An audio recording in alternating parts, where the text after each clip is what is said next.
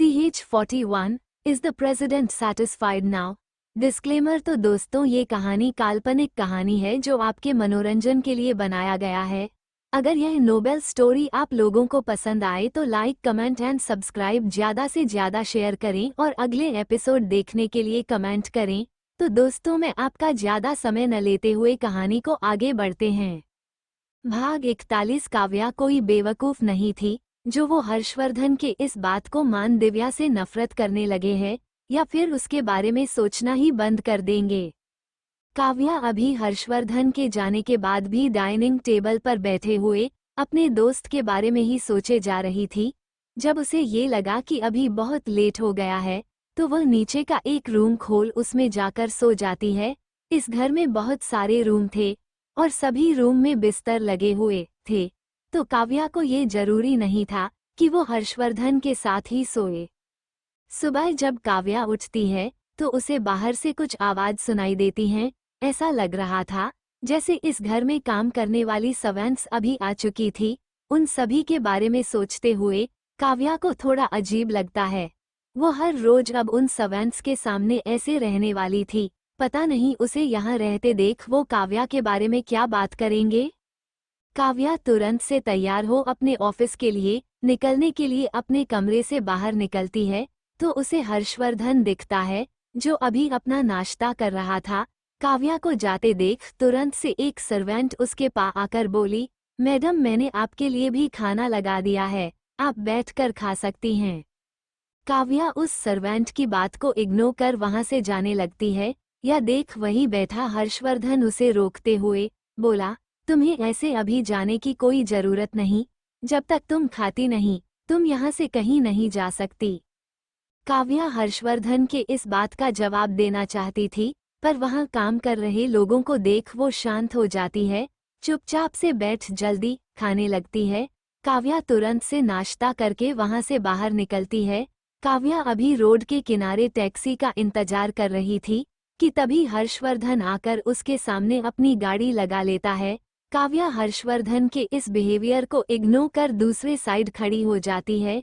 ये देख हर्षवर्धन उसके सामने का गेट खोल उसे अंदर बुलाते हुए बोला, जल्दी बैठो, हमें लेट हो रहा है, क्या तुम आज ऑफिस लेट से जाना चाहती हो? काव्या ने मुंह चाहते हुए कहा, नहीं, पर मैं तुम्हारे साथ जाकर खुद के लिए लोगों को बोलने का भी मौका नहीं दे सकती। वैसे ही तुम्हारी वजह से पहले ही मेरी बहुत बदनामी हो चुकी है। क्या? काव्या की यह बात सुन हर्षवर्धन चौंक जाता है। एक तो वो अभी काव्या को खुद के गाड़ी में बैठने के लिए बोल रहा था जो कि उसके लिए बड़ी बात होनी चाहिए, पर यहाँ तो काव्या है जो उसे एंड दिखा रही थी। काव्या की यह बात सुन हर्षवर्धन थोड़ा गुस्से में बोला, क्या तुम्हें समझ नहीं? अभी तुम कहाँ हो? बहुत से लोग तुम्हें अभी देख रहे होंगे, क्या तुम उनके सामने अपनी इमेज यही बनाना चाहती हो?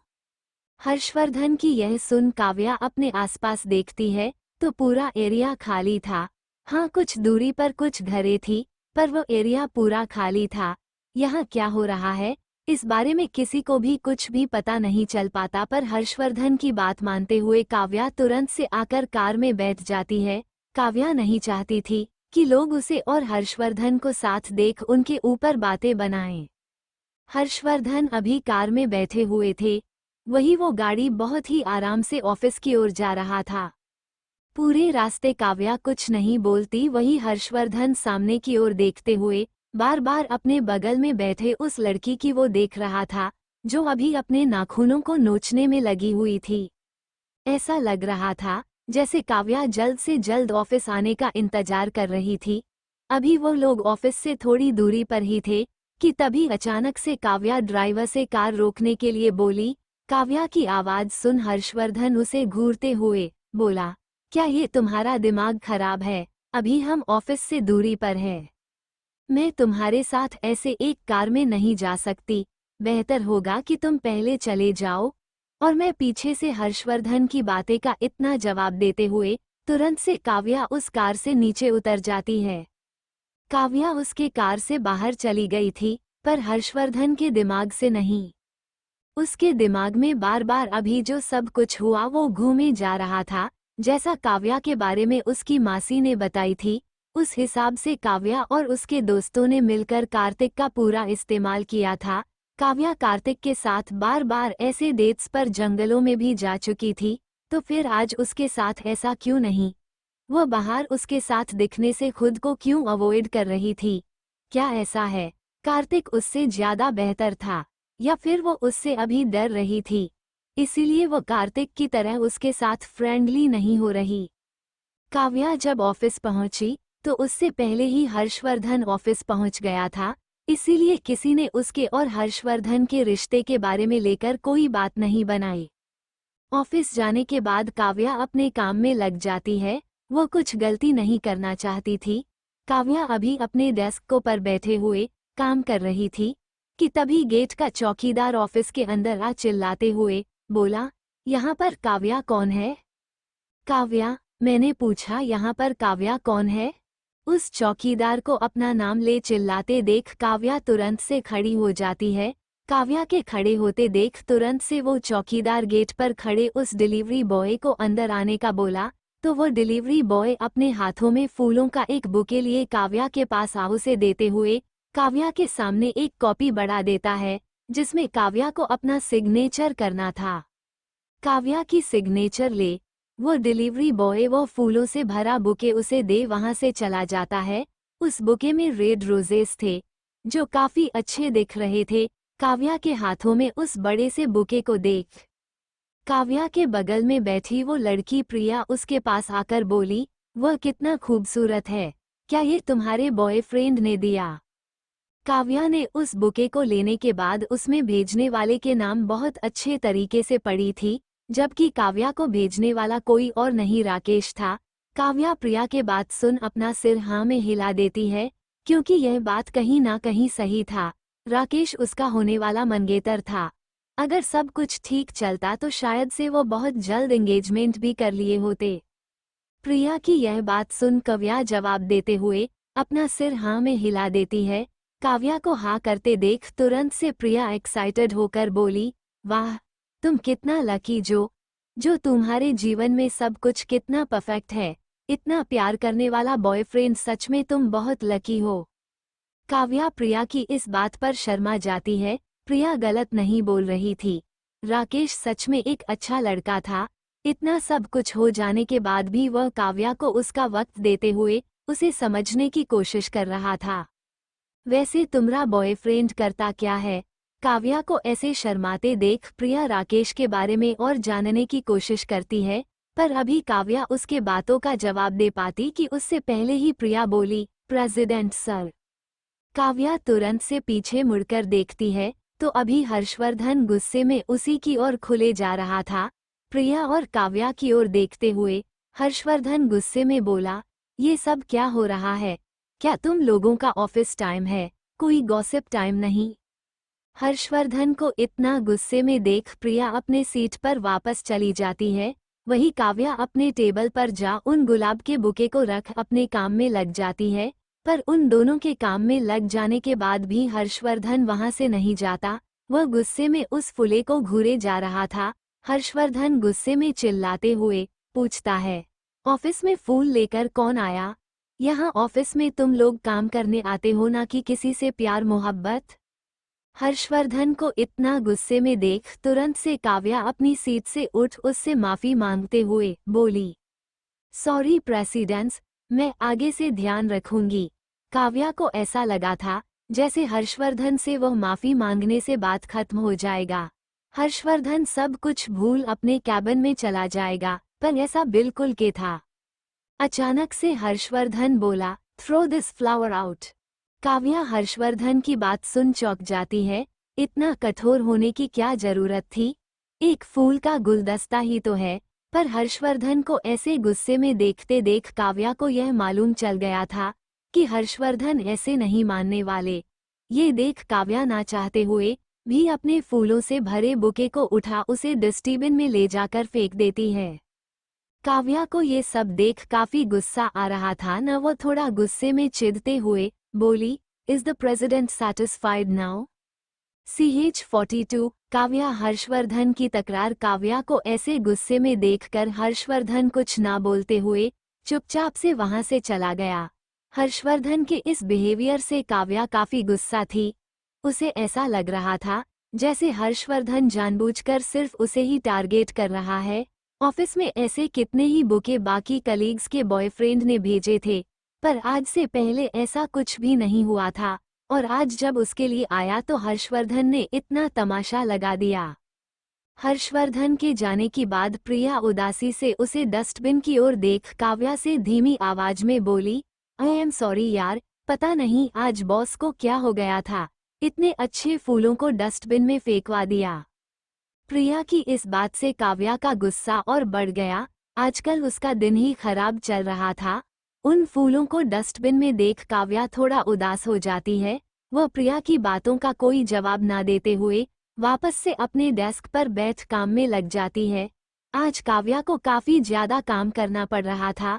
हर्षवर्धन बार बार उसके डिजाइन किए गए डिजाइन्स को रिजेक्ट करके उसे और बेहतर करने के लिए बोले जा रहा था। काव्या आज पूरे दिन काम करते रह गई थी। उसे तो आज अपना लंच करने का भी वक्त नहीं मिला था। शाम के 6 बजे के करीब जब काव्या के सारे कलीग वहां से जा रहे थे, तब भी काव्या के पास अभी कुछ डिजाइन करने बाकी थे। कुछ देर बाद जब काव्या अपनी डिजाइन्स को कंप्लीट कर फाइल में रख देती है, तो वह अपना बैग उठा वहां से जाने लगती है। ऑफिस से जाते वक्त काव्या का ध्यान प्रेसिडेंट केबिन में गया, तो उसे अभी भी वहां का लाइट जलता दिखता है। हर्षवर्धन अभी भी काम करने में बिजी था। ये देख काव्या ज्यादा कुछ ना सोचते हुए तुरंत से वहां से निकल जाती है। वो अब इस आदमी से कोई बात नहीं करना चाहती थी। आज इस आदमी ने उससे जानबूझकर इतना ज्यादा काम करवाया था, उसे तंग करने के लिए। काव्या जब ऑफिस के पार्किंग में पहुंचती है, तो उसे एक जाना माना चेहरा दिखता है। राकेश अभी उसकी ऑफिस की पार्किंग में था। ये देख काव्या थोड़ा हैरान थी। तुम यहाँ क्या कर रहे हो? राकेश को देखते ही तुरंत से काव्या ने पूछा। काव्या को ऐसे चौंकते देख राकेश उसके पास आ बोला, वह हम कितने दिनों से मिले नहीं थे, और आजकल तुम मेरे फोन को इसका भी जवाब नहीं देती, इसलिए मुझे लगा है हमें मिलकर इस बारे में बात करना चाहिए। ओह सॉरी, वो आजकल ऑफिस में ओवरटाइम चल रहा है। काव्या राकेश की यह बात सुन शर्मिंदा हो जाती है। आजकल वह राकेश का फोन नहीं उठा रही थी, क्योंकि अभी तक उसका रिश्ता हर्षवर्धन के साथ खत्म नहीं हुआ था, और ऐसा लग रहा था कि हर्षवर्धन उसे इतनी आसानी से नहीं छोड़ने वाला है। इन सब के बीच में भला वो राकेश के साथ अपने जीवन आगे बढ़ाने के बारे में कैसे सोच सकती थी? काव्या को ऐसे कुछ ना बोलता देख राकेश उसके पास उससे पूछता है, मैं देख रहा हूँ तुम आजकल ओवरटाइम कर रही हो और अभी भी ऑफिस से इतना लेट निकली हो, तो क्यों ना हम कहीं डिनर के लिए चले? राकेश की यह बात सुन काव्या थोड़ा सोचने लगती है। आज उसका दिन भी अच्छा नहीं गया था, और अभी उसे भूख भी बहुत ज्यादा लगी थी। इसलिए काव्या अपना सिर्फ हाँ में हिला देती है, जिसके बाद वह दोनों वहां से एक ही कार में रेस्टोरेंट के लिए निकल जाते हैं। थोड़ी देर बाद वो रेस्टोरेंट पहुंचते हैं। रेस्टोरेंट में राकेश ने पहले से बुकिंग कर ली थी, इसीलिए उन दोनों को ज्यादा परेशानी नहीं होती। थोड़ी देर बाद वह दोनों एक दूसरे के सामने बैठे हुए खाना का ऑर्डर दे रहे हैं। राकेश काफी केयरिंग था। वो काव्या की हर छोटी से बड़ी बातों का ख्याल रखते हुए उसके लिए खाना ऑर्डर कर रहा था। राकेश जैसा पार्टनरशिप किसी को भी अपनी जिंदगी में चाहिए होगा। राकेश को खुद की इतना केयर करते देख काव्या खुद में गिल्टी महसूस कर रही थी। वह राकेश के साथ गलत कर रही है, जो कि सही नहीं था। यही सब सोचते हुए काव्या खाना खा रही थी कि तभी उसे ढक्कन खोलने का आवाज सुनाई देता है। वह सामने देखती है तो राकेश अभी शैंपेन का बोतल खोल रहा था। राकेश अभी काव्या के साथ काफी खुश लग रहा था, इसीलिए काव्या उसे उदास नहीं करना चाहती थी। इसलिए उसकी बात मानते हुए काव्या भी एक ग्लास ले लेती है। काव्या कितने दिनों के बाद आज ड्रिंक कर रही थी, इसलिए वो ग्लास मुंह में लगा एक बार में ही खत्म कर देती है, जिसके वजह से अचानक से काव्या को खांसी आता है। काव्या को ऐसे खांसते देख तुरंत से राकेश ने पूछा, क्या हुआ? क्या तुमने कभी ड्रिंक नहीं किया? राकेश को नकारते हुए तुरंत से काव्या बोली, ऐसा कुछ नहीं है, वो बस मुझे खांसी आ गया। काव्या की यह बात सुन राकेश वहां से उठ काव्या के पास बैठ उसके पीठ पर सहलाने लगा, जिससे काव्या को थोड़ा बेटर फील होता है। राकेश अभी काव्या के पीठ पर सहला रहा था, वही काव्या जैसे ही अपना सिर उठाती है तो सामने का नज़ारा देख वो हैरान रह जाती है। अभी उससे थोड़ी ही दूरी पर हर्षवर्धन बैठा था। हर्षवर्धन अभी अपने पैर पर पैर चढ़ाए हुए, आंखों में गुस्सा भरे उसी की ओर घूरे जा रहा था। हर्षवर्धन को ऐसे अपने सामने देख काव्या की खांसी बढ़ जाती है। काव्या को ऐसे खांसते देख राकेश उससे पूछता है, क्या हुआ, तुम इतना ज्यादा क्यों खांस रही हो? क्या तुम्हें यहाँ से बाहर चलना है? राकेश के इस बात पर काव्या कोई जवाब नहीं देती। वह बिना अपनी पलकें झपकाए सामने बैठे उस आदमी को घूरे जा रही थी, जो आज फिर पिछली बार की तरह ही राकेश के साथ उसका डेट खराब करने चला आया था। काव्या को कुछ ना बोलता देख राकेश उसके नज़रों का पीछा करता है, तो उसकी ध्यान भी हर्षवर्धन पर जाती है। हर्षवर्धन से ऐसे देख राकेश काव्या से चौंकते हुए पूछता है, राकेश काव्या से पूछता है, क्या सच में वह तुम्हारा बॉस है? क्या तुम दोनों के बीच सिर्फ बॉस और एम्प्लॉय का ही रिश्ता है? उद्धरण चिन्ह। राकेश की यह बात सुन काव्या को काफी एम्बेरेस्ड फील होता है। ऐसा लग रहा था जैसे राकेश उस पर शक कर रहा था। वही दूर बैठा हर्षवर्धन राकेश और काव्या को खुद की तरफ देखते देख उनके तरफ बढ़ने लगा। हर्षवर्धन को ऐसे खुद के तरफ बढ़ते देख काव्या को काफी घबराहट होती है। वह घबराहट में अपने कपड़े को दबा उसे खींचने लगती है। वह पिछली बार की तरह इस बार भी राजेश के सामने हर्षवर्धन की वजह से एम्ब्रेस नहीं होना चाहती थी, पर तुरंत से ही हर्षवर्धन उसके सामने आ खड़ा हो गया। हर्षवर्धन को ऐसे खुद के सामने देख अभी काव्या उससे कुछ पूछ पाती कि तभी अचानक से राकेश अपने चेहरे पर मुस्कान लिए हर्षवर्धन के पास जा अपना हाथ बढ़ाते हुए बोला, क्या बात है, हम दोबारा मिल गए? उद्धरण चिन्ह। पर राकेश की यह बात सुन हर्षवर्धन कुछ नहीं बोलता। वह काव्या की ओर घूरे जा रहा था। हर्षवर्धन को अपनी पॉकेट में हाथ डाले उसके हाथ बढ़ाने का कोई जवाब नहीं देता देख राकेश थोड़ा ऑकवर्ड फील करते हुए काव्या की ओर देखता है। काव्या तुरंत से अपने चेहरे पर एक झूठी मुस्कान दिखाते हुए हर्षवर्धन से बोली, मिस्टर प्रेसिडेंट आप यहाँ? उद्धरण चिन्ह। क्यों? क्या मैं यहाँ पर नहीं आ सकता? उद्धरण चिन्ह। नहीं, आप यहाँ बिल्कुल आ सकते हैं, पर यह सब कितना बड़ा इत्तेफाक है ना? उद्धरण चिन्ह।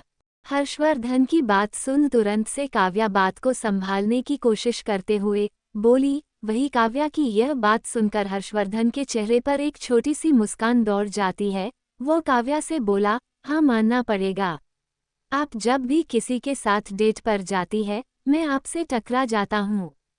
उद्धरण चिन्ह। डेट। उद्धरण चिन्ह। इस शब्द पर हर्षवर्धन ने बहुत ज्यादा जोर दिया था। काव्या उसके बोलने के अंदाज से समझ गई थी कि वह अभी काव्या से गुस्सा है। वो काव्या को क्या बोलना चाह रहा था। हर्षवर्धन की यह बात सुन काव्या काफी अनकंफर्टेबल फील कर रही थी, पर फिर भी वह राकेश के सामने अपने रिश्ते को नहीं आने देना चाहती थी। इसीलिए अपने चेहरे की झूठी मुस्कान बरकरार रखते हुए काव्या हर्षवर्धन से बोली, बिल्कुल प्रेसिडेंट, पर अगर जो हमारे बारे में कोई नहीं जानता होगा उसे तो यही लगेगा आप मुझे फॉलो कर रहे हैं। उद्धरण चिन्ह। काव्या ये बात बहुत अच्छे से जान चुकी थी कि हर्षवर्धन यहाँ उसको फॉलो करते हुए किया आया है, वरना भला ये कैसे पॉसिबल हो सकता है। जब भी वह राकेश के साथ कहीं बाहर मिलती है हर्षवर्धन उसके सामने आ गया। हर्षवर्धन से ऐसे बोल काव्या राकेश को भी ये दिखाना चाहती थी कि हर्षवर्धन और उसके बीच कुछ नहीं है। काव्या की यह बात सुन हर्षवर्धन, जो कि थोड़ा गुस्से में पहले से ही था, वह और गुस्सा हो काव्या से पूछता है, मिस काव्या, तो क्या आपको लगा मैं आपको फॉलो करता हूँ? क्या सच में आप उस लायक है? उद्धरण चिन्ह। नहीं मिस्टर प्रेसिडेंट, मुझे पूरा विश्वास है आप मुझ जैसी एक नॉर्मल सी लड़की को कभी फॉलो तो नहीं करोगे। अगर आप ऐसा करते हो तो सच में यह अपनी शान के खिलाफ जाएगा। उद्धरण चिन्ह। हर्षवर्धन से यह बोल काव्या हंसने लगती है। वह ऐसा दिखा रही थी जैसे अभी उसने एक बड़ी सी जोक मारी हो। वही हर्षवर्धन काव्या के इस बात का कोई जवाब न देते हुए गुस्से में उसे घूरे जा रहा था। राकेश को तो समझ नहीं आ रहा था वह यहाँ पर क्या कर रहा है। हर्षवर्धन काव्या के इस सवाल का कोई जवाब नहीं देता। वह काव्या के ओर ही घूरे जा रहा था। ये देख काव्या हर्षवर्धन से उसका खाना एंजॉय करने के लिए बोल राकेश के पास उसका हाथ पकड़ते हुए बोली, चलो हम खाते हैं, बॉस यहाँ अपने किसी मीटिंग के लिए आए हैं। उद्धरण चिन्ह। हर्षवर्धन अभी भी वही खड़े उन दोनों को घूरे जा रहा था, वही काव्या और राकेश जो पहले एक दूसरे के सामने बैठे हुए थे। वह अब एक साथ बैठकर खाने लगते हैं। राकेश जानबूझकर बार बार काव्या के प्लेट्स में खाना डाल रहा था। काव्या की केयर तो वह पहले से ही करता था, पर अभी हर्षवर्धन को ऐसे अपने सामने देख शायद से वह भी गुस्सा हो गया था, इसीलिए वह जानबूझकर काव्या के लिए अपना प्यार अभी ज्यादा दिखा रहा था। वही उसके चेहरे की मुस्कान थी जो गायब ही नहीं हो रही थी। 43 मैं तुम्हारी हूँ, पर कब सिर्फ बिस्तर पर ही ना।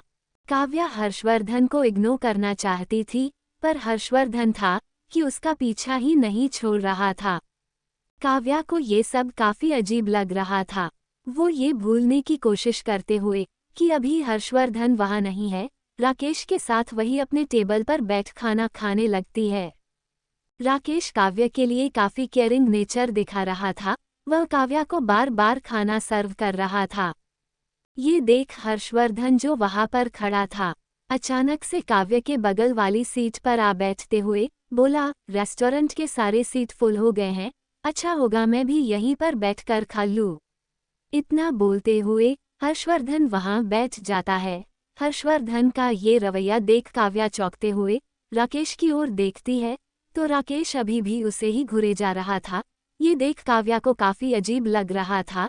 एक तरफ उसका फ्यूचर जो कि शायद से हो सकता है, और दूसरी तरफ उसका प्रेजेंट जिससे वह कैसे भी करके निकलना चाहती थी। ज्यादा कुछ न बोलते हुए काव्या अपना सिर नीचे झुका धीरे धीरे खाने लगती है। वही राकेश और हर्षवर्धन अभी भी एक दूसरे को ही घूरे जा रहे थे। अचानक से राकेश कुछ सोचते हुए काव्या से पूछता है, क्या मैंने तुम्हें जो बुके दिया था वह तुम्हें मिला? उद्धरण चिन्ह। बुके। ये सब सुन काव्या थोड़ा घबरा जाती है। अब वो भला राकेश को कैसे बताएं कि उसके दिए गए उस बुके को हर्षवर्धन ने डस्टबिन में फेंकवा दिया है। पर अभी काव्या उससे पहले कुछ बोल पाती कि उससे पहले ही हर्षवर्धन बोला, ओह तो वह तुमने भेजा था इसके लिए जो ये डस्टबिन में फेंक रही थी। उद्धरण चिन्ह। काव्या हर्षवर्धन की यह बात सुन चौंक जाती है। भला यह आदमी क्या करने की कोशिश कर रहा था? क्या वो ऐसा चाहता था कि अभी वो दोनों आपस में लड़े और वह इसका फायदा उठाकर हंसे उनका मजाज बनाए? हर्षवर्धन की यह बात सुन राकेश को थोड़ा बुरा लगा, क्योंकि उसने काव्या के लिए वह बहुत प्यार से भेजा था। वह अपनी धीमी आवाज में बोला, अगर तुम्हें पसंद नहीं आया तो सॉरी, मैं अगली बार से नहीं भेजूंगा। उद्धरण चिन्ह। राकेश को ऐसे उदास देख काव्या गुस्से में हर्षवर्धन की ओर देखती है, जिसके चेहरे पर अभी एक शातिर मुस्कान था। ये देख तुरंत से काव्या राकेश को समझाते हुए बोली, नहीं ऐसा नहीं है, तुम्हारा भेजा बुके तो बहुत अच्छा था, पर हमारे ऑफिस के कुछ सीलिंग रूल्स है जिसके अकॉर्डिंग हम ऑफिस में किसी के भेजे बुके नहीं रख सकते थे, इसीलिए वह मुझे करना पड़ा, वरना तो आई लव इट। उद्धरण चिन्ह। काव्या हर्षवर्धन के वजह से अपने और राकेश के रिश्ते में कोई प्रॉब्लम नहीं चाहती थी, इसीलिए उसने राकेश को सब कुछ सच सच बता दिया कि उसने जो कुछ भी करना पड़ा वह उसके प्रेसिडेंट के रूल के हिसाब से था। वही राकेश काव्या की इस बात को सुन उसकी तरफ घूरता है। ऐसा लग रहा था जैसे उसे काव्या के बातों पर विश्वास नहीं हो रहा था, जो कि शायद से कहीं ना कहीं सही भी था। भला कौन इस बात पर यकीन करेगा कि किसी ऑफिस में बुके लेना मना है, पर काव्या राकेश को वैसे खुद के ऊपर शक नहीं करने दे सकती थी, इसीलिए वह राकेश को समझाते हुए बोली, अगर तुम्हें विश्वास नहीं तो मेरे पास इसका कोई जवाब नहीं, लेकिन मैं सच बोल रही हूँ, ये सब हमारे ऑफिस के रूल्स की वजह से हुआ। उद्धरण चिन्ह। काव्या को अभी हर्षवर्धन पर काफी गुस्सा आ रहा था। वह जान गई थी कि हर्षवर्धन जानबूझकर आया था ताकि वह काव्या और राकेश के बीच में गलतफहमी पैदा कर सकें। पर काव्या ऐसा होने नहीं दे सकती थी। उसने अपने हिसाब से पूरी कोशिश की थी। वही राकेश काव्या की यह बात सुन उसकी तरफ देखते हुए कुछ सोच रहा था कि तभी अचानक से चेहरे पर मुस्कान आ जाती है। वह काव्या का हाथ पकड़ उसे बड़े ही प्यार से बोला, कोई बात नहीं, सॉरी बोलने की कोई जरूरत नहीं, ये सब मेरी गलती है। मुझे नहीं पता था, पर तुम चिंता मत करो।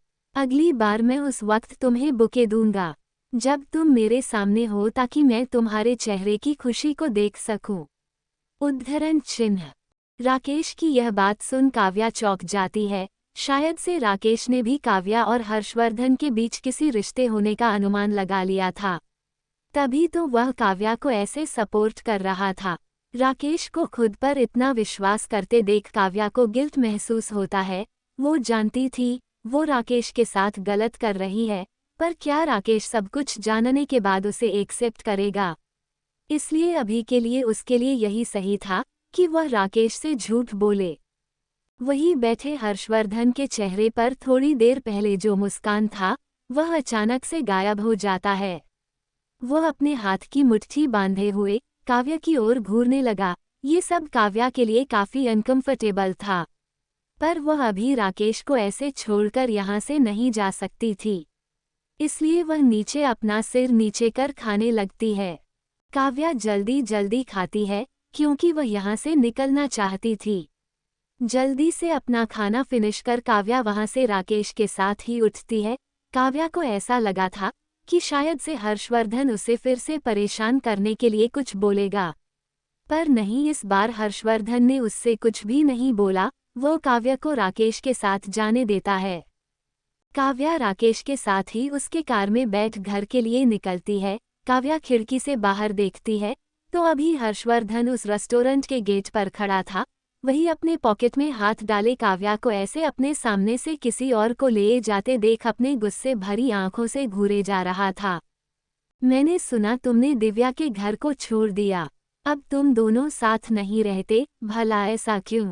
कार में बैठा राकेश ड्राइव करते हुए अचानक से काव्या से पूछता है। काव्या जानती थी राकेश को भी इस बारे में पता चल जाएगा, पर इतनी जल्दी वो उसे नहीं पता था। काव्या ज्यादा कुछ ना सोचते हुए राकेश से बोली, कुछ खास नहीं, वो बस हम अभी कुछ दिनों के लिए अलग हुए हैं, पर फिर साथ हो जाएंगे। उद्धरण चिन्ह। काव्या की इस बात से राकेश समझ गया था कि काव्या उसे सच्चाई नहीं बताना चाहती। वह भी ज्यादा इन दोनों दोस्तों के बीच में ना आते हुए इस बात को यहीं पर खत्म कर काव्या से पूछता है, तो फिर मैं तुम्हें कहाँ ड्रॉप करूं? तुम मुझे अपने नए घर का एड्रेस बता सकती हो? वैसे तुमने नया क्वार्टर लिया है। उद्धरण चिन्ह। क्या नया क्वार्टर? उद्धरण चिन्ह। काव्या राकेश के इस बात को सुन चूक जाती है। उसे पहले इस बात का ध्यान नहीं था। अगर होता तो वो राकेश के साथ कभी नहीं आती। अब भला वो क्या बोले? वो दोनों अभी सुपरमार्केट से गुजर रहे थे। अचानक से काव्या राकेश को कार रोकने के लिए बोलते हुए बोली, प्लीज कार रोको, मुझे खुद के लिए थोड़ा वेजिटेबल्स लेना है जो कि मुझे लेना है। उद्धरण चिन्ह। राकेश काव्या की यह बात सुन कार रोक देता है। उसे काव्या की यह हरकत थोड़ा अजीब लगा। वही काव्या राकेश के कार रोकते ही तुरंत से कार से बाहर चली जाती है। वो राकेश को कुछ बोलने का मौका नहीं देना चाहती थी। राकेश काव्या को ऐसे कार से बाहर जाता देख उसे बोला, अगर तुम चाहो तो मैं तुम्हारी हेल्प इसमें कर सकता हूँ। उद्धरण चिन्ह। पर काव्या उसे तुरंत से मना कर देती है। राकेश को ये सब काफी अजीब लगा। काव्या का ऐसा बिहेवियर उसके लिए अजीब था, पर वह काव्या को ज्यादा परेशान ना करते हुए वो वहां से अपने कार स्टार्ट कर चला जाता है। राकेश के जाने के बाद काव्या हर्षवर्धन के घर जाने के लिए टैक्सी लेती है। वो राकेश को अपने साथ वहां तक नहीं ले जा सकती थी। उसे पता है राकेश को ये सब वियर्ड लग रहा होगा, पर वो उसके सवालों का सामना नहीं करना चाहती थी। काव्या हर्षवर्धन के घर के बाहर थी। उसे पता था अभी हर्षवर्धन काफी गुस्से में होगा, पर वो उसके गुस्से का कुछ नहीं कर सकती थी। उसने आज जो कुछ भी किया था वो उसके लिए सही था। डरते हुए काव्या घर का गेट खोलती है तो उसके गेट खोलते ही तुरंत से उसे कोई अंदर खींच दीवार से सटा देता है। वो काफी ज्यादा पावर के साथ था, इसलिए काव्या को हर्षवर्धन के इस बिहेवियर के वजह से अपने शरीर में भी दर्द की अनुभूति होती है। वो दर्द से कराहते हुए बोली, मिस्टर प्रेसिडेंट, यह आप क्या करना चाह रहे हो? मुझे दर्द हो रहा है। उद्धरण चिन्ह। काव्या को इस हालत में से हर्षवर्धन उसकी कंधों पर अपनी पकड़ बढ़ाते हुए पूछता है, तुम अब तक कहाँ थी? रेस्टोरेंट से तो निकले तुम्हें कितना वक्त हो गया था? फिर तुम राकेश के साथ क्या कर रही थी? उद्धरण चिन्ह। काव्या को हर्षवर्धन का सवाल काफी बेतुका लगा। वह हर्षवर्धन के गुस्से को उसके आवाज में भाप सकती थी, पर फिर भी वह हर्षवर्धन के सवाल का जवाब गुस्से में देते हुए बोली, मिस्टर प्रेसिडेंट, आपको इससे क्या मुझे हर वक्त की आपको रिपोर्ट करने की जरूरत है? उद्धरण चिन्ह। क्या तुम भूल गई हो मैं कौन हूँ? क्या तुम ये भी भूल गई हो कि अगले कुछ महीनों के लिए तुम मेरी हो? फिर भला मैं तुम्हारे बारे में कैसे नहीं जान सकता? तुम्हारी ख्याल कैसे नहीं रख सकता? उद्धरण चिन्ह। काव्या को हर्षवर्धन की यह बात सुन काफी गुस्सा आता है। हमेशा की तरह आज फिर से हर्षवर्धन अपने डोमिनेटिंग नेचर के थ्रू काव्या को फिर से अपने नीचे करना चाहता था। वह कभी भी दूसरे के बारे में नहीं सोचता था। हमेशा से ही हर्षवर्धन के लिए उसकी खुशी ही सबसे ज्यादा ऊपर रहती थी, पर अब काव्या थक चुकी थी। इसलिए वह हर्षवर्धन की इस बात को सुन मुस्कुराते हुए, उसका मजाक उड़ाते हुए बोली, अच्छा तो मैं तुम्हारी हूँ। क्या तुम इस बात में सच में बिलीव करते हो कि मैं तुम्हारी हूँ? पर कब सिर्फ बिस्तर पर ही ना, वरना बिस्तर के बाहर तो हम दोनों एक दूसरे के लिए अजनबी है, क्या ऐसा नहीं है? उद्धरण चिन्ह। 44 क्या तुम ये चाहती हो कि मैं तुम्हें सबके सामने एक्सेप्ट करूं? भाग 44। अच्छा तो मैं तुम्हारी हूँ। क्या तुम इस बात में सच में बिलीव करते हो कि मैं तुम्हारी हूँ? पर कब सिर्फ बिस्तर पर ही ना, वरना बिस्तर के बाहर तो हम दोनों एक दूसरे के लिए अजनबी है, क्या ऐसा नहीं है? उद्धरण चिन्ह। काव्या हर्षवर्धन के साथ अब किसी भी तरह के रिश्ते में नहीं रहना चाहती थी। वह थक चुकी थी ऐसे इस रिश्ते का बोझ उठाते हुए। इसलिए आज उसने हिम्मत कर हर्षवर्धन से अपने दिल की बात बोल दी। हर्षवर्धन जो कि काव्या को अभी पकड़े हुए खड़ा था, वह काव्या की यह जवाब सुन हैरान रह जाता है। उसकी आंखें काव्या को गुस्से में घूरे जा रही थी, पर काव्या ये बात बहुत अच्छे से जानती थी कि हर्षवर्धन के जीवन में काव्या की क्या अहमियत है। हर्षवर्धन उसे कितना भी ये बोले कि वो उसकी है, पर उसके जीवन में काव्या सिर्फ उसके बैड पार्टनर के अलावा और कुछ भी नहीं थी। वो बस उसके डिजायर्स को कंप्लीट करने के लिए थी। इसके अलावा उनके बीच कोई भी रिश्ता संभव नहीं था। आदमियों को ऐसा होता है कि जो उनके साथ रहे और दूसरे के साथ नहीं। यही सेम प्रॉब्लम हर्षवर्धन के साथ भी था। भले ही काव्या को वो प्यार नहीं करता था, पर वो उसके साथ अपनी डिजाइन्स कंप्लीट करता था। और हर्षवर्धन जैसे डिजायर्स रखने वाला आदमी कभी नहीं चाहेगा कि जिस लड़की के साथ वो रहे उसके साथ कोई और उसे टच करे। अगर तुम्हें ऐसा लगता है तो यही सही, पर इससे यह नहीं बदलेगा कि तुम मेरी हो। हर्षवर्धन राणा की अगर तुम्हें यही लगता है तो यही सही, पर तुम मेरी हो। तुम वैसे राकेश या किसी और मर्द के करीब नहीं जा सकती। उद्धरण चिन्ह। काव्या हर्षवर्धन की यह बात सुन मुस्कुरा देती है। यह आदमी सच में बहुत गिरा हुआ था, ये जानने के बाद भी कि वह गलत है। वह अभी जो डिमांड कर रहा है वह भी गलत है, पर फिर भी यह अपना एटीट्यूड चेंज नहीं करेगा। हर्षवर्धन की बात का जवाब देते हुए काव्या मुस्कुरा हुए कर बोली, तुम हमेशा कहते हो मैं तुम्हारी औरत हूँ, पर क्या तुम सच में इस बात को मानते हो?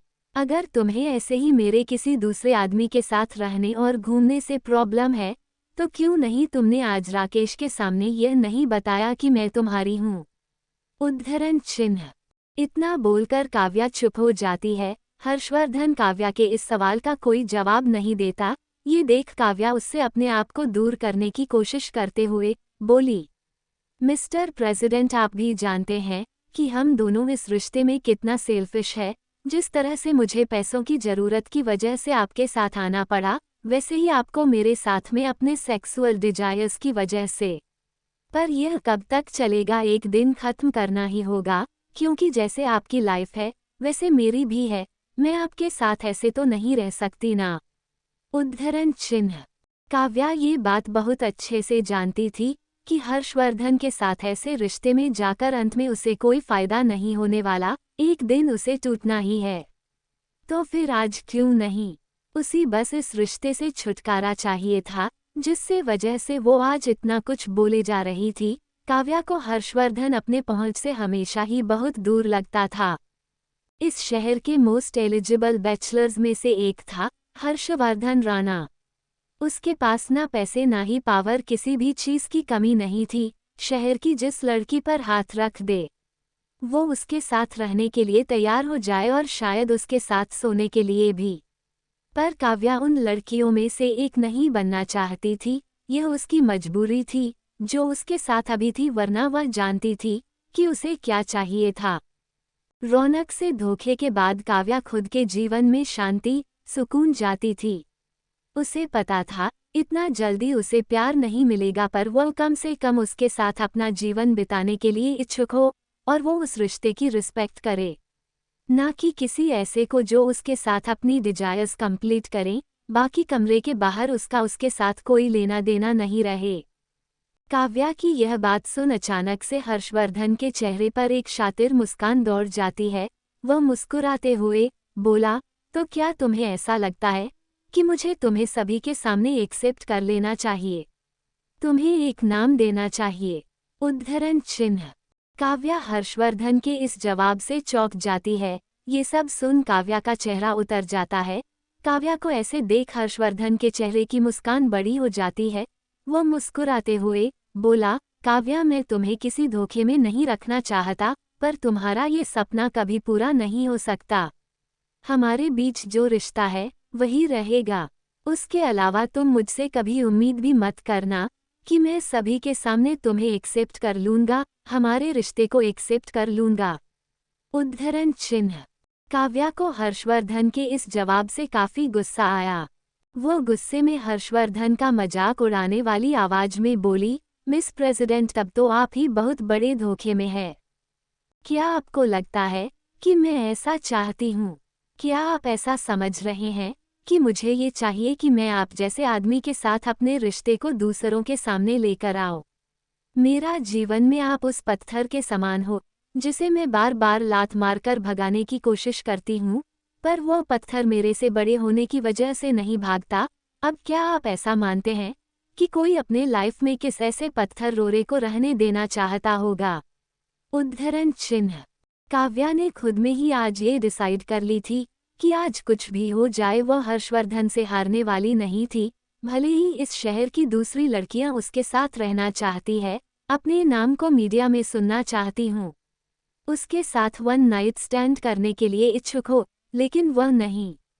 आज से पहले काव्या हर्षवर्धन के सामने ऐसे कभी भी डट के खड़ी नहीं हुई थी, इसलिए काव्या की यह बहादुरी हर्षवर्धन के आंखों में कील की तरह चुभ रही थी। काव्या की यह बात सुन हर्षवर्धन की पकड़ उसके हाथों पर कमजोर हो जाती है। ये देख काव्या थोड़ा हैरान हो पाती। उससे पहले ही हर्षवर्धन उसकी कमर पर अपना हाथ रख उसे कस के खुद के करीब खींच लेता है। काव्या के कमर पर हर्षवर्धन की पकड़ काफी मजबूत थी। काव्या को अपनी कमर पे हर्षवर्धन के ऐसे पकड़ की वजह से काफी दर्द हो रहा था। उसे ऐसा लग रहा था जैसे हर्षवर्धन इसे मारना चाहता है, पर आज काव्या हारने वाली नहीं थी। वो ये बात समझ चुकी थी कि उसकी चुप्पी हर्षवर्धन को नज़र में उसे एक बाजारू साबित कर रहा है। इसीलिए काव्या हर्षवर्धन को ऐसा करते देख उसे ना रोकते हुए अपने चेहरे पर मुस्कान रखते हुए बोली, मिस्टर प्रेसिडेंट, आप अगर मुझसे दोबारा भी पूछेंगे तो मेरा जवाब यही रहेगा, आप मेरे जिंदगी का सबसे बड़ा रोड़ा हो। उद्धरण चिन्ह। तुम्हें नहीं लगता तुम्हारी हिम्मत ज्यादा बढ़ गई है? क्या तुम ये बात भूल गई हो कि वह तुम थी जिसमें मुझे सैंड यूज किया? वह तुम थी जिसने मुझसे पैसे मांगे, वह तुम थी जो पैसों के लिए मेरी बिस्तर तक पहुंची। उद्धरण चिन्ह। हर्षवर्धन की यह बात सुन काव्या का चेहरा उतर जाता है। जो अभी थोड़ी देर पहले काफी कॉन्फिडेंस में थी। पर फिर वह खुद को मजबूत कर हर्षवर्धन के सामने खड़ी हो जाती है। काव्या के हर्षवर्धन के बिस्तर तक पहुंचने का खुद खा लिया वह डिसीजन अब काव्या को अपना अब तक जा सबसे गलत डिसीजन मानती थी। इससे अच्छा होता कि वह अपना किडनी बेच देती। कम से कम उसे अपने जीवन में खुद का रिश्ता मेंटेन करने का राइट तो होता। पर ऐसे वह इस आदमी के साथ तो नहीं रहती जहां उसे अपने जीवन जीने का कोई हक ही नहीं था। काव्या हर्षवर्धन के बात का जवाब देते हुए बोली, मिस्टर प्रेसिडेंट, पर आपको तो मेरी मजबूरी पता थी, पर फिर भी यह आप नहीं समझोगे। मेरी जैसी मिडिल क्लास फैमिली की लड़की को अपने परिवार के सपोर्ट करने के लिए क्या क्या करना पड़ता है, वह मैं ही जानती हूँ। मेरे डैड के ऑपरेशन के बाद भी उनके मेडिसिन में हर रोज मुझे घर पैसा भेजना पड़ता है। जो मैं कैसे कर रही हूँ, वह मैं ही जानती हूँ। आपको ये सब आसान लगता होगा, पर ऐसा नहीं है। मैं आपके बिस्तर तक पहुंची थी क्योंकि मुझे पैसों की जरूरत थी, जो कि मैं एक ना एक दिन आपको कभी ना कभी कैसे भी करके लौटा दूंगी। उसके लिए मुझे अब आपके साथ ऐसे रिश्ते में रहने का मन नहीं करता। प्लीज मुझे जीने दो। उद्धरण चिन्ह। काव्या की यह बात सुन हर्षवर्धन की पकड़ उसके कमर पर भी हो जाती है। वह काव्या की ओर घूरने लगता है।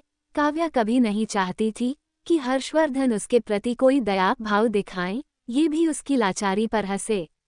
वह तो बस हर्षवर्धन के सामने अपने जीवन की सच्चाई उसके साथ बता रही थी, जो शायद समझ हर्षवर्धन उसे छोड़ दें। उसे जाने दे, वो उस वक्त का इंतजार करें जब काव्या उसे उसके वह पैसे वापस कर दे।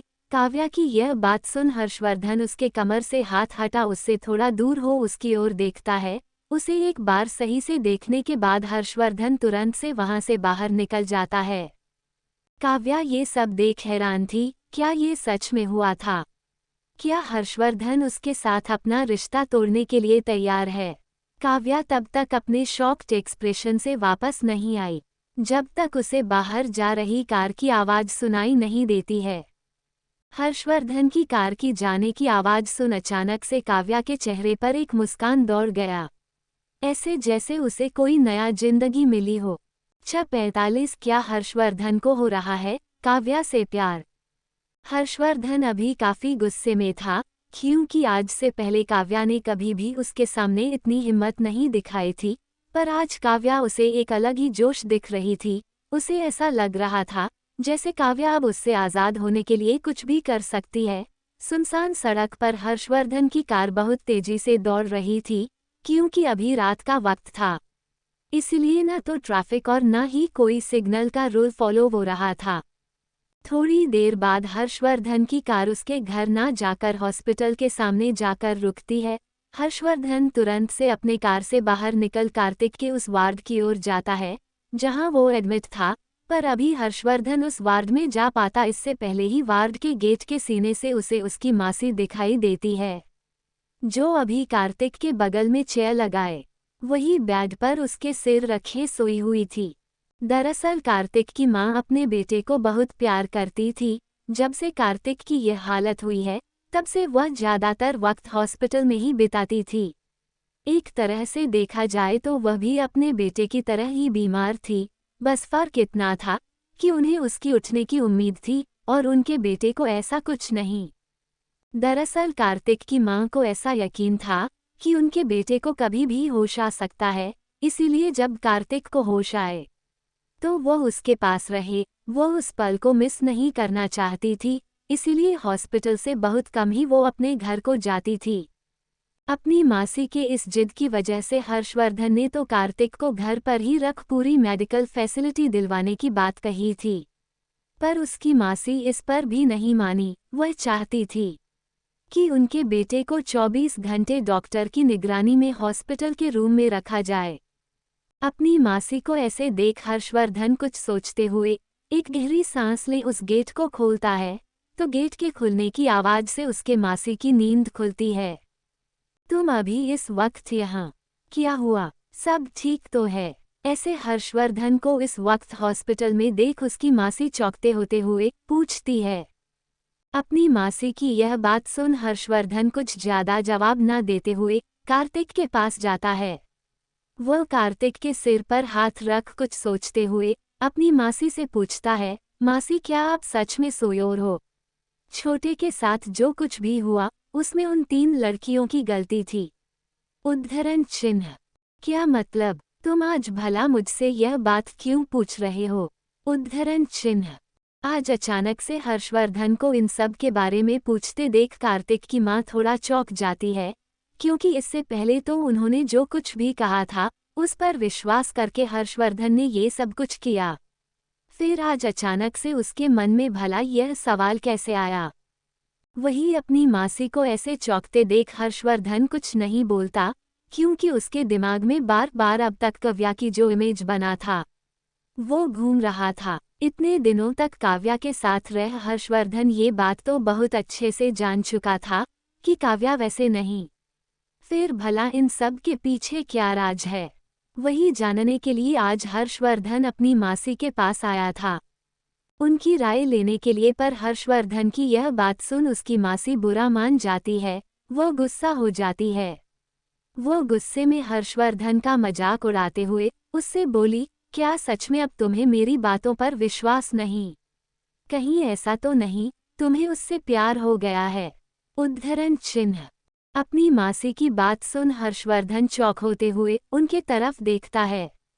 प्यार? भला यह क्या है? और इस फीलिंग को तो हर्षवर्धन ने आज तक नहीं जिया है और ना ही कभी वो जीने वाला है। गर्लफ्रेंड उसने आज तक बनाई नहीं। जो भी उसका जीवन अब तक बीता था वह सिर्फ बिजनेस और पैसा कमाने में। उसकी शादी जो कि आजकल सभी मीडिया हेडलाइंस रहती है, वह भी एक डील है, एक बड़े उद्योगपति की बेटी जो अपने पेरेंट्स की इकलौती लड़की थी। शादी के बाद हर्षवर्धन को वह सारा बिजनेस मिलने वाला था, ऊपर से उसके और उस लड़की के बीच में डील भी हो चुका था कि कल होकर वह एक दूसरे के पर्सनल लाइफ में इंटरफेयर नहीं करेंगे। इसलिए हर्षवर्धन उस शादी के लिए तैयार था। हर्षवर्धन को ऐसे कुछ ना बोलता देख उसकी मासी थोड़ा गुस्से में बोली, मुझे पहले ही समझ जाना चाहिए था। तुम्हें इन सब में लाकर मैं उन लड़कियों को एक और मोहरा दे रही हूँ। वो सिर्फ लड़कों को सिड्यूस करना जानती है। मुझे पक्का यकीन है उसने तुम्हारे ऊपर भी अपने हुस्न के जादू चलाए होंगे ताकि वह तुम्हें अपने तरफ कर सके। उद्धरण चिन्ह। अपनी मासी की यह बात सुन हर्षवर्धन के चेहरे पर एक तीखी मुस्कान आ जाती है। भला ऐसा कहा था? वह हर्षवर्धन था जो काव्या को तंग किया करता था, वह तो उल्टा उससे दूर जाया करती थी। उसे हमेशा से ही कोई अपने लेवल का लड़का चाहिए था, जिसके साथ एक अपना घर बसाने के बारे में सोच रही थी। हर्षवर्धन को ऐसे कुछ ना बोलता देख उसकी मासी दोबारा से बोली, मानना पड़ेगा उन लड़कियों को काफी कमाल है। वैसे मुझे तुम्हें दिखाने के लिए कुछ है। उद्धरण चिन्ह। इतना बोलते हुए उसकी मासी अपना फोन खोल उसमें कोई फोल्डर खोलती है, जिसके बाद वह अपना फोन हर्षवर्धन के हाथ की ओर बढ़ाते हुए बोली, इसमें काव्या के बैंक डिटेल्स है जो कि तुम देख सकते हो। बिल्कुल सही है, मुझे पता है वो तुम्हारे ऑफिस में काम करती है, तो तुम्हें इतना तो पता ही होगा। उद्धरण चिन्ह। अपनी मासी से फोन ले हर्षवर्धन उसे खोल देखता है तो फोन के स्क्रीन पर शो हो रहे डेटा को देख हर्षवर्धन की बोलती बंद हो जाती है। दरअसल अभी कार्तिक की मां ने हर्षवर्धन को जो फोल्डर खोल कर दिया था उसमें कार्तिक के बैंक का डिटेल्स था, जिसमें कार्तिक ने अपने अकाउंट से काव्या के अकाउंट पर कितने लाखों का ट्रांसफर किया था वो सब दिखा रहा था। ये सब देखते हुए हर्षवर्धन को काफी अजीब लगता है। एक तरफ जहां काव्या उसके सामने सती सावित्री होने का दिखावा करती है और दूसरी तरफ उसने उसके भाई को फंसाकर उसे इतने पैसे ऐठे। भला इन सब के पीछे की वजह क्या है? क्या ऐसा था कि काव्या उसके सामने एक सिंपल मासूम लड़की बनने का नाटक कर रही है? क्या वो अब उसके सामने कोई गेम खेल रही है? हर्षवर्धन को ऐसे शॉक्ड एक्सप्रेस में देख उसकी मासी मुस्कुरा देती है। वह मुस्कुराते हुए काव्या का मजाक उड़ाते हुए हर्षवर्धन से बोली, तुम्हें हैरानी होगी मैं जानती हूँ, पर यह सच है, इसमें कोई झूठ नहीं। ये सब तुम्हारे भाई ने उस लड़की के नाम किए हैं, मुझे विश्वास है। अब तुम्हें यकीन हो गया होगा। उद्धरण चिन्ह। ऐसा कभी नहीं था कि मुझे आप पर यकीन नहीं था, वरना मैं उन लड़कियों का ऐसी हालत में नहीं डालता पर। उद्धरण चिन्ह। अभी हर्षवर्धन अपनी बात खत्म कर पाता कि उससे पहले ही उसकी मासी से बोली, हाँ मुझे पता है, पर तुम्हें उसके साथ रहते रहते वह अलग दिखने लगी। पर यह सच नहीं है, सच यह है जो तुम्हारे हाथ में है। उद्धरण चिन्ह। अपनी मासी की यह बात सुन हर्षवर्धन कुछ नहीं बोलता, अभी तो सबूत उसके हाथ में थे। वो इतने दिन से काव्या की जो छवि उसके सामने बनी थी, उसको झुठला रहे थे। हर्षवर्धन अपनी मासी के बातों का कोई जवाब न देते हुए वहां से कार्तिक को एक बार देख चला जाता है। अभी हर्षवर्धन कार्तिक के वार्ड से बाहर निकल जा ही था कि तुरंत से उसके सामने कार्तिक का डॉक्टर जो उसका इलाज करता है वह आ जाता है। हर्षवर्धन को देख डॉक्टर उससे बोला, मिस्टर राणा, आप यहाँ इतनी रात को क्या हुआ? सब ठीक है? उद्धरण चिन्ह। हाँ डॉक्टर, मैं बस अपने भाई को देखने आया था, वैसे उसकी हालत में क्या कोई प्रोग्रेस दिखाई दे रहा है? उद्धरण चिन्ह। हर्षवर्धन की यह बात सुनकर डॉक्टर शांत हो जाता है। ये देख हर्षवर्धन उस डॉक्टर को घूरने लगता है। डॉक्टर जानता था ऐसे वो हर्षवर्धन को इग्नोर नहीं कर सकता था, इसीलिए डॉक्टर हर्षवर्धन से बोला, सॉरी मिस्टर राणा, पर हम आपके भाई को ठीक करने के लिए बहुत कोशिश कर रहे हैं, पर आप ही सोचिए भला इससे बड़ी शर्मिंदगी की बात हमारे लिए क्या होगी कि हम अपने ही मालिक को ठीक नहीं कर पा रहे हैं। उद्धरण चिन्ह। डॉक्टर की बात सुन हर्षवर्धन का चेहरा जो पहले गुस्से में था वह मायूस हो जाता है। पता नहीं आखिर क्यों पर डॉक्टरों के इलाज से कार्तिक के ऊपर कोई फर्क ही नहीं पड़ रहा था।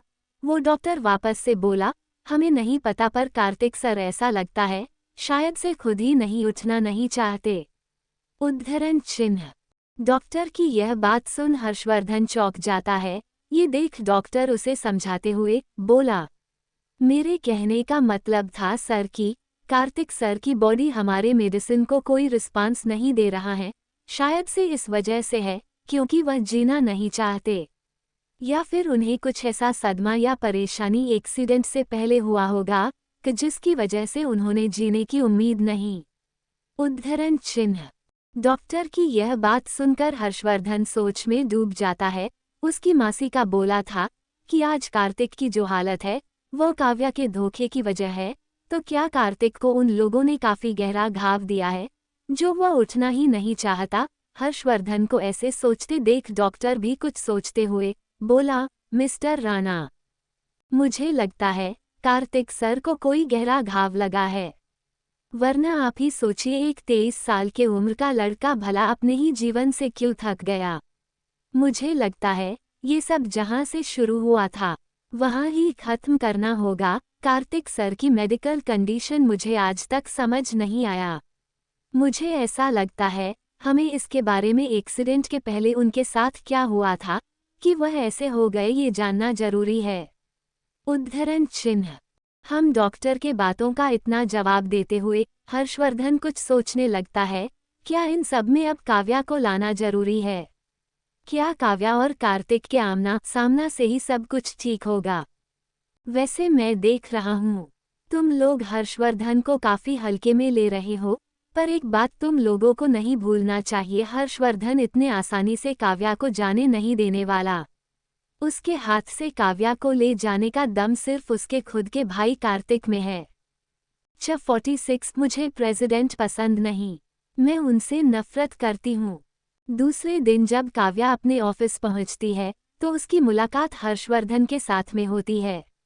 हर्षवर्धन को लिफ्ट में देख पहले तो काव्या घबरा गई, फिर कल रात के बारे में सोचते हुए उससे अपना मुंह दूसरी तरफ फेर लेती है।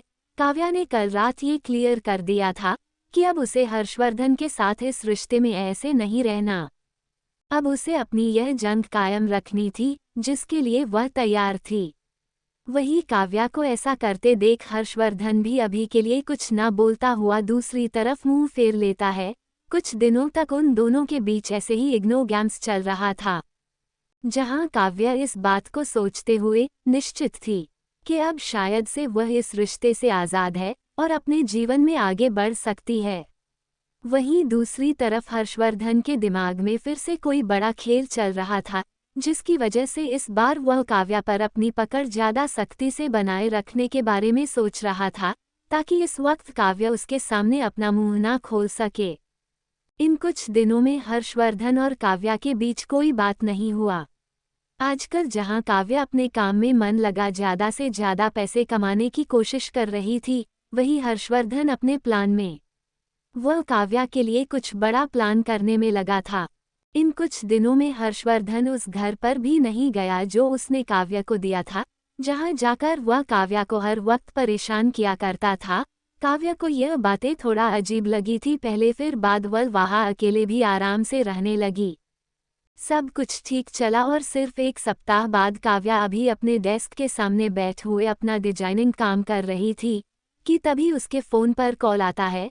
फ़ोन देखती ही काव्या थोड़ा चौंक गई। काव्या को इस वक्त फ़ोन करने वाली कोई और नहीं उसकी माँ थी, पर उसकी माँ आज तक उसे बिना मतलब के फ़ोन नहीं किए हुए थी। दरअसल वो जब भी फ़ोन करती थी, उस वक्त या तो उन्हें पैसे की ज़रूरत होती थी या फिर वो कोई बहुत बड़ी मुसीबत होती थी, वरना तो उन्हें अपनी बेटी से कोई लेना देना ही नहीं था। वो काव्या को बस अपना एक एटीएम समझती थी। ज़्यादा कुछ ना सोचते हुए काव्या फ़ोन उठाती है, तो दूसरी तरफ से फ़ोन उठाते ही उसकी माँ उससे पूछती है, क्या बात है? तुम्हारा बॉयफ्रेंड है और तुमने हमें बताया भी नहीं। उद्धरण चिन्ह। काव्या दूसरी तरफ से अपनी माँ की यह बात सुन चौंक गई। भला उसका बॉयफ्रेंड कहाँ से आ गया? कहीं ऐसा तो नहीं कि मम्मी को राकेश के बारे में पता चल गया है? पर कैसे? क्या दिव्य? अभी काव्या ये सोच ही रही थी कि तभी उसकी माँ दूसरी तरफ से दोबारा बोली, वैसे तुम अपने बॉयफ्रेंड को थोड़ा माना कर देना इतने पैसे अपने भाई के अकाउंट में ना देने के लिए, क्योंकि कल तुम्हारा भाई पूरे 2 लाख रुपए हार गया। उद्धरण चिन्ह। क्या मतलब 2 लाख? उद्धरण चिन्ह। अपनी माँ की यह बात सुन काव्या चौंक गई। भला राकेश ऐसे कैसे कर सकता था? और क्या सच में वो राकेश ही था? काव्या को ऐसे गुस्से में ये सब बोलते देख उसकी माँ अपनी बेटी को बोली, तुम उसे छिपा क्यों रही हो? मुझे पता है तुमने बॉयफ्रेंड बना लिया है, इसमें तुम्हें मुझसे झूठ बोलने की जरूरत नहीं। उद्धरण चिन्ह। काव्या आपकी माँ के फालतू बातें इग्नोर करते हुए पूछने लगी, आखिर आपको पैसे की सेकआउट से आया? उद्धरण चिन्ह।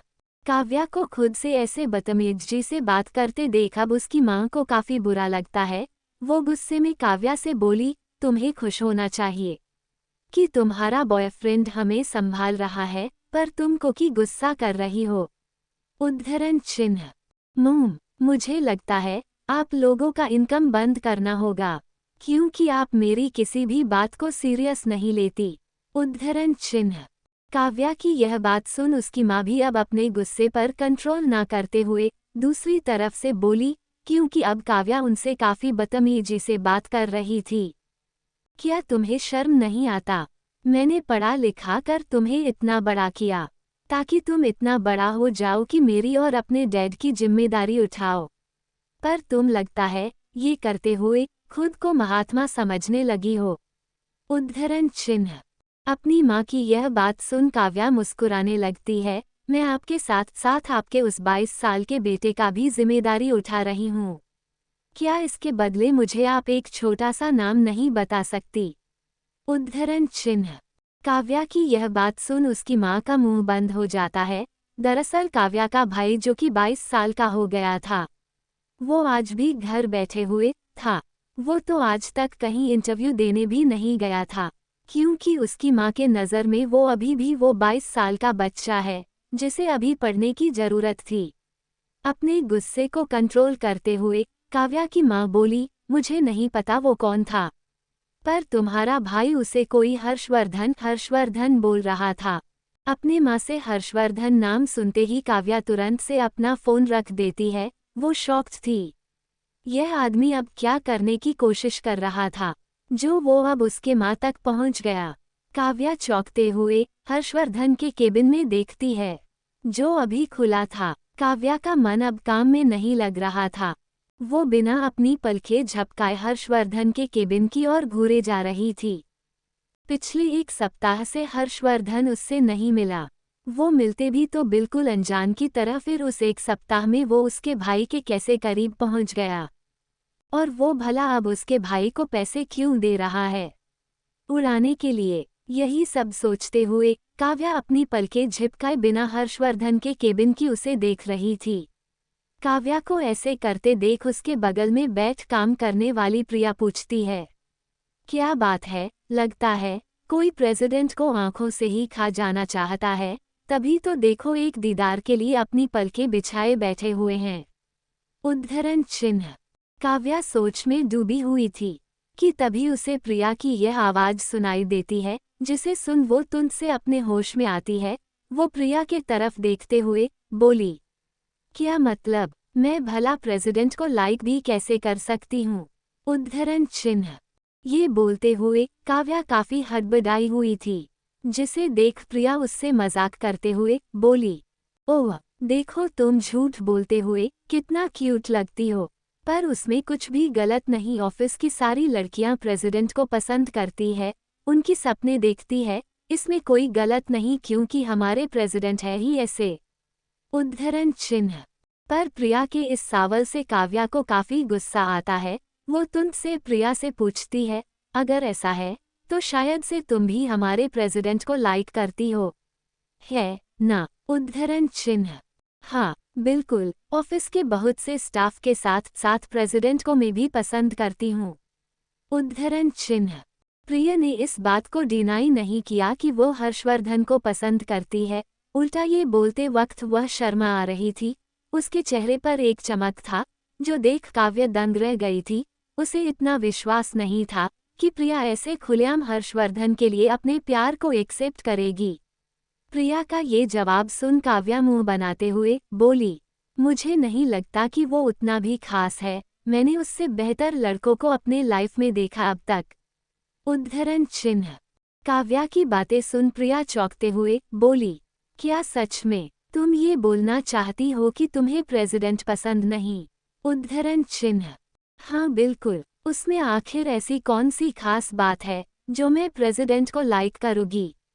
प्रेसिडेंट मेरे लिए एक एवरेज लड़के के समान है। उद्धरण चिन्ह। ये बोलने के बाद काव्या प्रिया की ओर देखती है। वह प्रिया की जवाब की उम्मीद कर रही थी, पर प्रिया के शॉक्ड एक्सप्रेशन को देख काव्या को कुछ नहीं सुना समझ आता। प्रिया बिना अपनी पलकें झपकाए उसके पीछे घूरे जा रही थी। इसको ऐसे देखते देख जब काव्या पीछे घूमती है तो वह दंग रह गई। अभी उसके पीछे हर्षवर्धन और ऑफिस के सारे वर्कर्स उसे ही घूरे जा रहे थे। 47 क्या तुम्हें लगता है मैं इतनी आसानी से जाने दूंगा। काव्या सामने का नजारा देख हैरान हो जाती है। अभी हर्षवर्धन उसकी तरफ ही गुस्से में घूरे जा रहा था।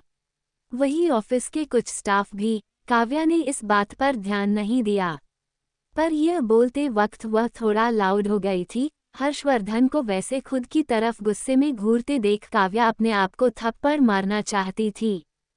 वह भला बार बार ऐसी गलती कैसे कर देती है। हर्षवर्धन को ऐसे काव्या की तरफ घूरते देख प्रिया बिना देरी किए तुरंत नीचे सिर झुका अपने काम में लग जाती है। पर काव्या समझ नहीं पा रही थी कि वह क्या करे। क्या उसे हर्षवर्धन को सॉरी बोलना चाहिए, क्योंकि उसने अभी अभी उसका मजाक उड़ाया। काव्या ज्यादा कुछ समझ पाती उससे पहले ही हर्षवर्धन बोला, अगली बार तुम दोनों अगर ऑफिस टाइम में कोई गॉसिप करना तो मुझे भी बुला लेना, कम से कम तुम्हारा टॉपिक नया होगा। उद्धरण चिन्ह। काव्या हर्षवर्धन की यह बात सुन अपना सिर नीचे कर लेती है। वो तब तक अपने सिर नीचे किए हुए थे जब तक उसे हर्षवर्धन के केबिन के बंद होने की आवाज सुनाई नहीं देती। केबिन को बंद होने की आवाज से काव्या अपना सिर उठाकर ऊपर देखती है तो अभी हर्षवर्धन जा चुका था। ये देख प्रिया तुरंत उसके पास आकर बोली, तुमने देखा बॉस अभी कितने गुस्से में थे, और उनकी वह नशीली आंखें। उद्धरण चिन्ह। प्रिया की यह बात सुन काव्या थोड़ा चौंक जाती है। इतना कुछ हो जाने के बाद भी इसे हर्षवर्धन की नशीली आंखें दिख रही थी। काव्या प्रिया से थोड़ा गुस्से में बोली, हम आज के बाद ऑफिस में कोई भी गॉसिप नहीं करेंगे। मैं नहीं चाहती कि मेरा जॉब चला जाए। उद्धरण चिन्ह।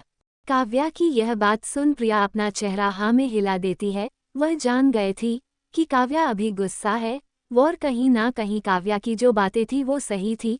थोड़ी देर बाद अपना काम खत्म करने के बाद काव्या अपने घर के लिए निकलती है।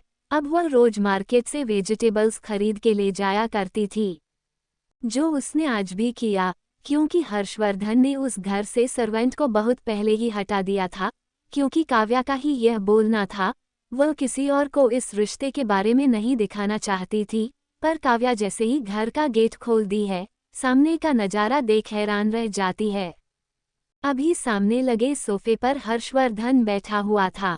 काव्या को गेट खोलते देख हर्षवर्धन के चेहरे पर एक बड़ी सी मुस्कान आ जाती है। वह तुरंत काव्या को देख अपना कोट उतार सोफे पर फेंकते हुए उसके तरफ बढ़ने लगता है। ये देख काव्या थोड़ा घबरा जाती है। पिछले 7 दिनों से हर्षवर्धन उससे दूर रहा था और अब अचानक उसके तरफ ऐसे बढ़ रहा है, इस बारे में सोचते हुए ही काव्या डर जाती है। वहीं हर्षवर्धन काव्या के पास आ उसे घर के अंदर खींच बाहर का गेट लगा वापस से काव्या की ओर देखता है, तो वो अभी घबराई हुई थी। ये देख हर्षवर्धन अपने शर्ट के बटन खोलने लगता है। काव्या हर्षवर्धन के इस हरकत से अनजान नहीं थी, पर इससे पहले कि वो कुछ बोल पाती, हर्षवर्धन अपना शर्ट खोल सोफे पर फेंक चुका था। हर्षवर्धन को ऐसे अपने सामने देख काव्या अपना चेहरा दूसरी तरफ करते हुए बोली, ये तुम क्या करने की कोशिश कर रहे हो? क्या तुम्हें शर्म नहीं? उद्धरण चिन्ह। शर्म? वो भला क्यों? क्या तुम्हें ऐसा लगता है हम दोनों के किसी भी बॉडी पार्ट को हम दोनों ने नहीं देखा होगा? ऐसे कितने बार हम एक दूसरे के सामने आ चुके हैं। उद्धरण चिन्ह। हर्षवर्धन की बात सुन काव्या का चेहरा लाल हो जाता है। वो खुद में बड़बड़ाती है, सिर्फ गंदे बातें और अपने हुक्म चलाने के अलावा और कुछ नहीं आता उस आदमी को। उद्धरण चिन्ह। वही काव्या को कुछ ना बोलता देख हर्षवर्धन उसके सामने अपना हाथ उठा उसे अपने बॉडी की ओर दिखाते हुए बोला, मेरी बॉडी का ऐसा कौन सा पार्ट है जिसे देख तुम मुझे एवरेज समझती हो? उद्धरण चिन्ह। काव्या हर्षवर्धन का है यह जवाब सुन चौंक जाती है। इसका मतलब अभी हर्षवर्धन उसे जहां वह बात गलत प्रूफ करने आया था। काव्या हर्षवर्धन की यह बात सुन गुस्से में वहां से घर के अंदर बढ़ने लगती है। ये देख तुरंत से हर्षवर्धन उसके पास आ बोला, क्या तुम मेरे सवाल का जवाब नहीं देना चाहती? मैंने कुछ पूछा? काव्या हर्षवर्धन से अपना हाथ छुड़ाती है, पर हर्षवर्धन नहीं छोड़ रहा था। ये देख काव्या थोड़ा गुस्से में चिल्लाकर बोली, मिस्टर प्रेसिडेंट, तुम्हारे इस हरकत से मेरा जवाब नहीं बदल जाएगा। मुझे तुम एवरेज ही लगते हो। क्या? काव्या का ये जवाब सुन हर्षवर्धन उसका हाथ छोड़ देता है। वो खुद की तरफ देखते हुए बोला, लगता है आजकल अकेले इतने बड़े घर में रहने की वजह से इसका आँख खराब हो गया है। वहीं काव्या जो हर्षवर्धन के हाथ छोड़ते ही तुरंत से उसके पास आकर उससे गुस्से में पूछती है, तुम यहाँ क्या कर रहे हो? क्या मैंने उस रात तुम्हें सब कुछ क्लियर नहीं कर दिया था? अच्छा, पर क्या तुम भूल गई? मैंने तुम्हें कभी नहीं कहा था कि मैं तुमसे दूर जा रहा हूँ। अब जब भी तुमने मुझे प्रोवोक कर दिया है, फिर झेलो। हर्षवर्धन की यह बात सुन काव्या गुस्से में उसके तरफ देखती है। उसका अभी मन हो रहा था कि वह हर्षवर्धन को एक जोरदार तमाचा मारे। यह आदमी सच में बहुत ज्यादा बदतमीज हो गया था। हर्षवर्धन को खुद से दूर रखने के लिए काव्या ने वो सब कुछ किया जो वो कर सकती थी, पर हर्षवर्धन था जो उसके साथ चिपकू गम की तरह चिपका हुआ था। वहीं काव्या को ऐसे गुस्से चेहरा बनाए देख हर्षवर्धन मुस्कुराते हुए बोला, मैं तुम्हें इतनी आसानी से नहीं जाने दूंगा। बिल्कुल नहीं, शायद मैं तुम्हें छोड़ दूं। उसके चेहरे पर अभी की शातिर मुस्कान था। उसे काव्या के गुस्से से भी कोई फर्क नहीं पड़ रहा था। हर्षवर्धन को ऐसे खुद को सीरियस ना लेते देख काव्या वहां से अपना सामान उठा किचन की ओर चली जाती है। वो अपने रात के खाने के प्रिपरेशन में लग जाती है। एक तरफ जहां काव्या अभी किचन में खाना बनाने में लगी थी, वहीं हर्षवर्धन लिविंग हॉल के सोफे पर बैठे हुए टीवी देख रहा था। ये सब देखते हुए काव्या काफी चिढ़ रही थी। ये देखते हुए काव्या को खुद पर हंसी आता है। कहा तो यह उसका ड्रीम था, अपने फ्यूचर के लिए वह अपने हस्बैंड के लिए ऐसे ही किचन में स्पेशल बनाएगी, पर उसका सारा सपना इस आदमी की वजह से खराब हो गया था। यही सब सोचते हुए, हर्षवर्धन को गाली देते हुए काम कर रही काव्या अचानक से गलती से अपने हाथ को काट कर लेती है। ऐसे अचानक से हाथ कटने की वजह से काव्या के मुंह से चीख निकल जाता है, वही उसके हाथ का वो चाकू नीचे गिर जाता है। काव्या की उंगलियों से खून गिर रहा था कि तभी हर्षवर्धन किचन में आते हुए चिल्ला कर बोला, ये तुम क्या कर रही हो? क्या तुमने खुद का भी ख्याल रखने नहीं आता? वो बस मैं। काव्या अभी इससे आगे कुछ बोल पाती कि तभी हर्षवर्धन उसके पास आ उसके हाथ के उंगली को देखते हुए बोला, कोई इतना लापरवाह कैसे हो सकता है?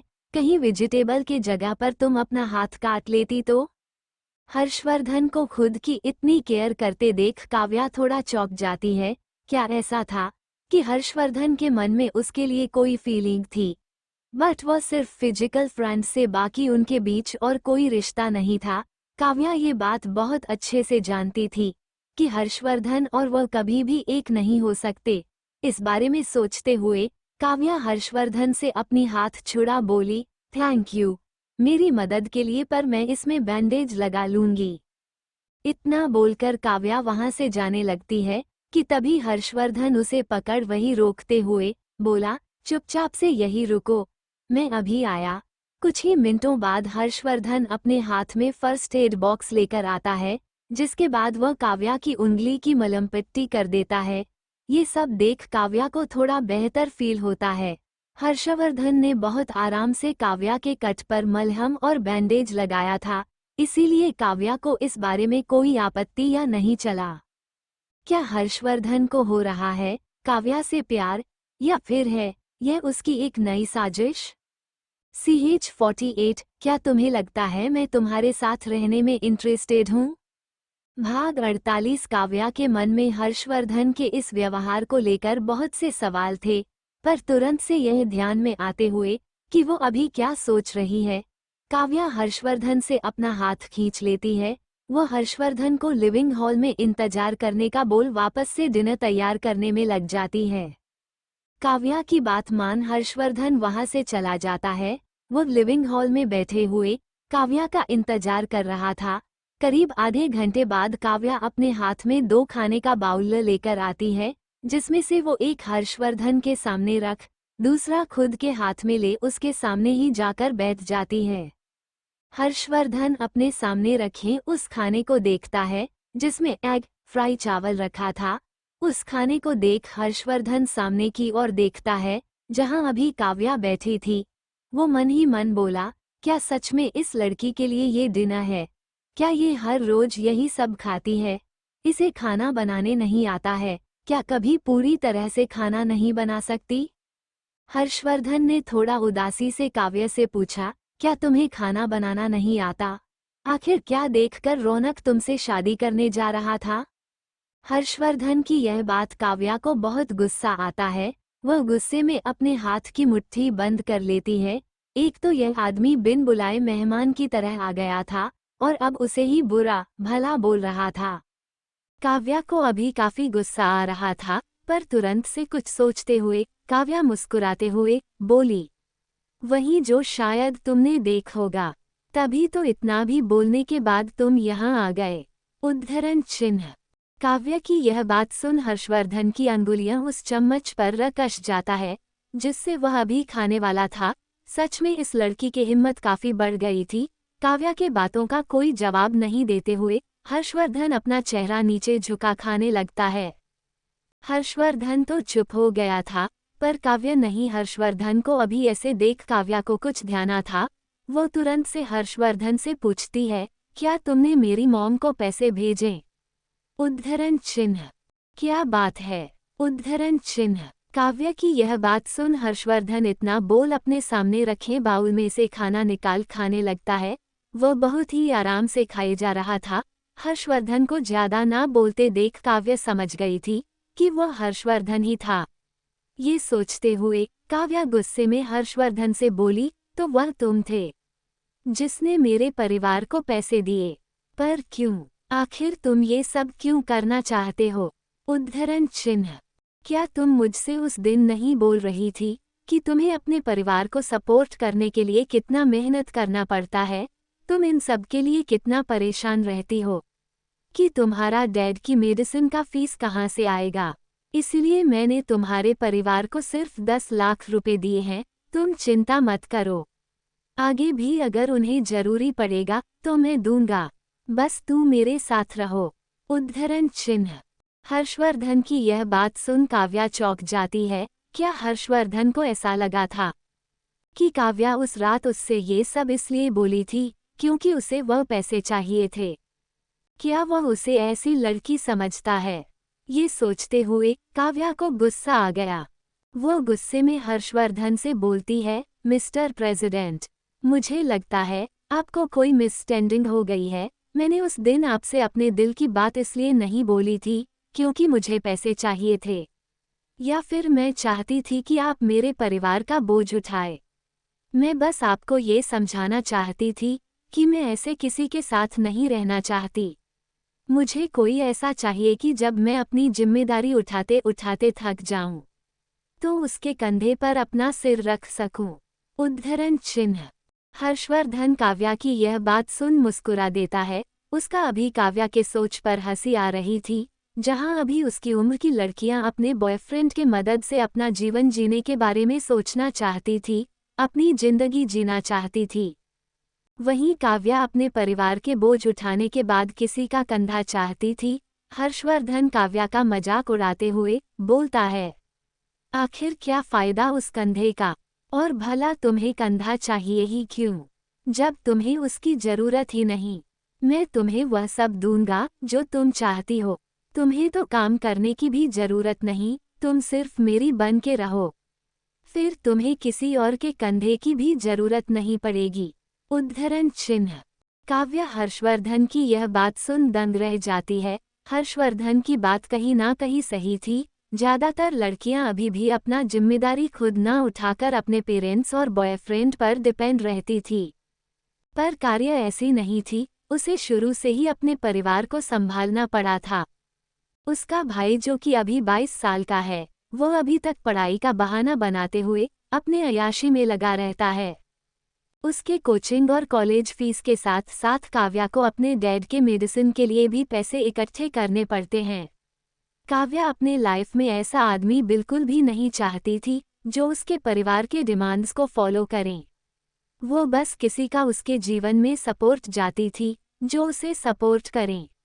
हर्षवर्धन की बात सुन काव्या को काफी अजीब लगता है। हर्षवर्धन का कैरेक्टर ही नहीं, उसकी सोच भी काव्या को अभी छोटी लग रही थी। काव्या हर्षवर्धन का जवाब देते हुए बोली, मिस्टर प्रेसिडेंट, हो सकता है आपके नज़र में मेरी कोई औकात नहीं और मेरे सोच की कोई वैल्यू नहीं, पर मुझे है, इसीलिए अच्छा होगा आप मेरे परिवार और मुझसे दूर रहे। उस रात मैंने जो कुछ भी आपसे बताई थी वो इसलिए नहीं क्योंकि मुझे आपसे पैसे चाहिए थे, बल्कि मैं आपसे अपने दिल की बात बता रही थी। उद्धरण चिन्ह। मतलब तुम कहना चाहती हो तुम अपने छोटे से जॉब के एबिलिटी पर अपने परिवार की देखभाल करने में सक्षम हो, तुम उनका बोझ उठा सकोगी, पर कब तक? क्या तुम्हें नहीं लगता ये बहुत ज्यादा होगा? इससे अच्छा है तुम मेरी बात मानो, मेरी औरत बन के रहो। कुछ महीने बाद जब हमारा ब्रेकअप होगा तो मैं तुम्हें इतने पैसे दूंगा जिसके बाद तुम्हें कभी भी कमाने की जरूरत नहीं पड़ेगी। उद्धरण चिन्ह। काव्या हर्षवर्धन का ये जवाब सुन चौंक जाती है। उसे समझ नहीं आता कि आखिर ऐसा क्या था उसमें जो हर्षवर्धन उसके साथ रहना चाहता था। हाँ, वो उगली नहीं थी, पर वो इतनी भी खूबसूरत नहीं थी। अगर हर्षवर्धन चाहे तो उसके साथ कोई भी लड़की रिश्ते में रहने के लिए तैयार हो जाए जो काव्या से कहीं ज्यादा खूबसूरत होगी, पर हर्षवर्धन था कि उसके ऊपर ही अटका था। लेकिन क्यों? काव्या हर्षवर्धन के बाद का जवाब देते हुए बोली, मिस्टर प्रेसिडेंट, फिर आपकी नज़र में मेरी और उस औरतों में क्या फ़र्क है जो अपना शरीर बेचती है? पहले मेरी मजबूरी थी, पर अभी नहीं कि मैं आपसे पैसे लेकर ऐसे आपके साथ रहूं। उद्धरण चिन्ह। हर्षवर्धन काव्या का जवाब सुन हैरान रह गया। उसने ऐसा तो नहीं कहा था, पर काव्या का ये सोचना भी गलत नहीं था। काव्या की बातों का जवाब देते हुए हर्षवर्धन बोलता है, क्या मैंने तुम्हें ये बोला मैं बस तुम्हें एक सिक्योर लाइफ देना चाहता हूँ।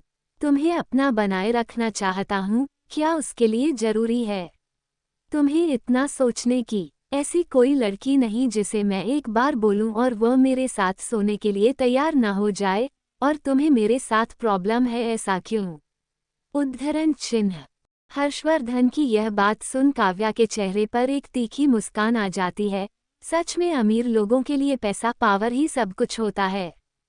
उन्हें दूसरों की फीलिंग से कोई मतलब नहीं होता। काव्या हर्षवर्धन के बात का जवाब देते हुए बोली, मिस्टर प्रेसिडेंट, आपकी सोच और मेरी सोच में बहुत फर्क है। मैं अपने लिए कोई आपके जैसा नहीं बल्कि एक लाइफ पार्टनर ढूंढना चाहती हूँ, जिसके हाथों में हाथ डाल मैं बाहर घूम सकूं, उसके साथ शादी कर सकूं, बच्चे पैदा कर सकूं, ना कि आपके जैसा रिश्ता रखूं जो सिर्फ बिस्तर तक रहता है। हमारी दुनिया बहुत अलग है, क्यों ना आप मुझे मेरी दुनिया में अकेले छोड़ दो। उद्धरण चिन्ह।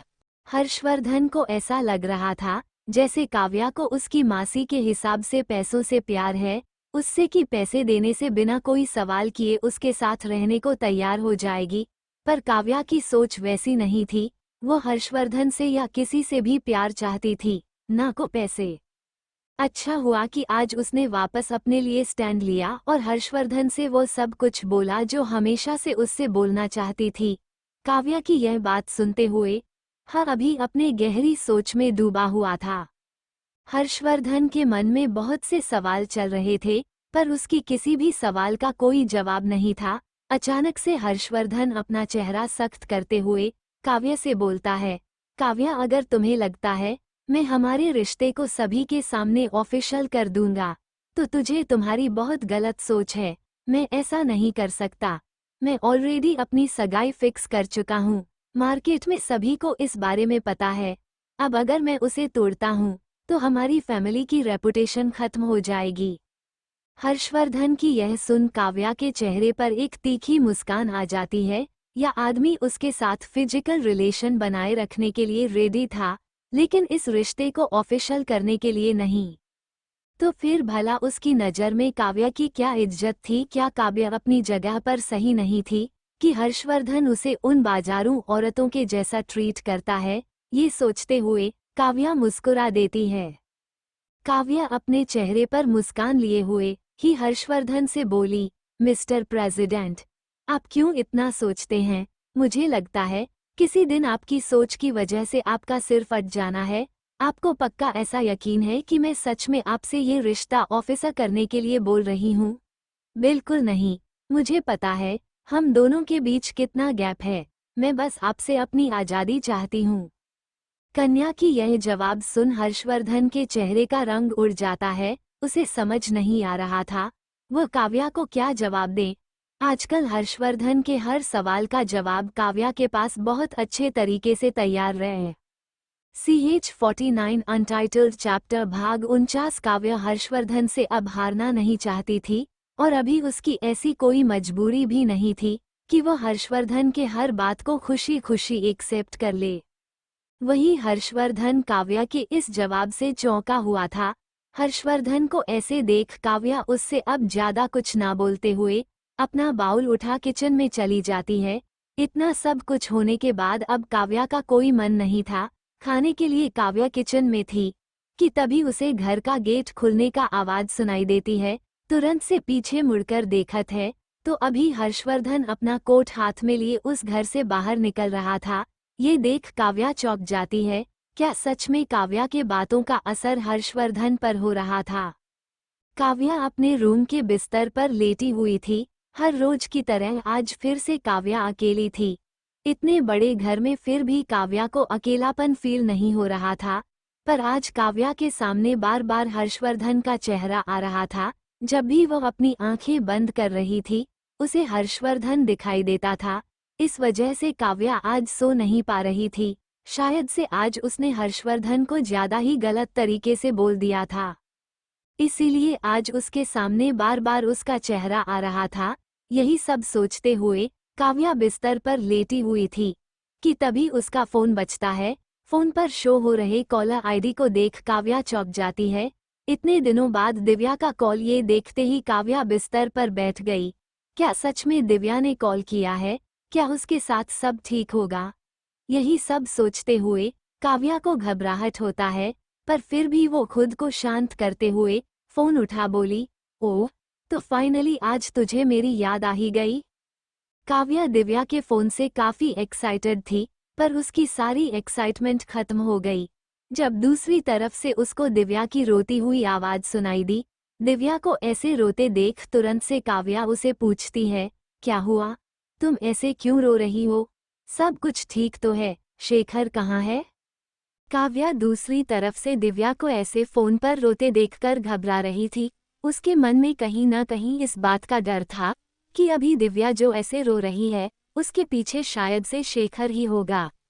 काव्या का डर दूसरे ही सेकंड दिव्या की बातें सुनकर सच में बदल जाता है। दिव्या रोते हुए काव्या से बोली, तू सही थी। उसने मुझे धोखा दिया, वो एक चीटर है।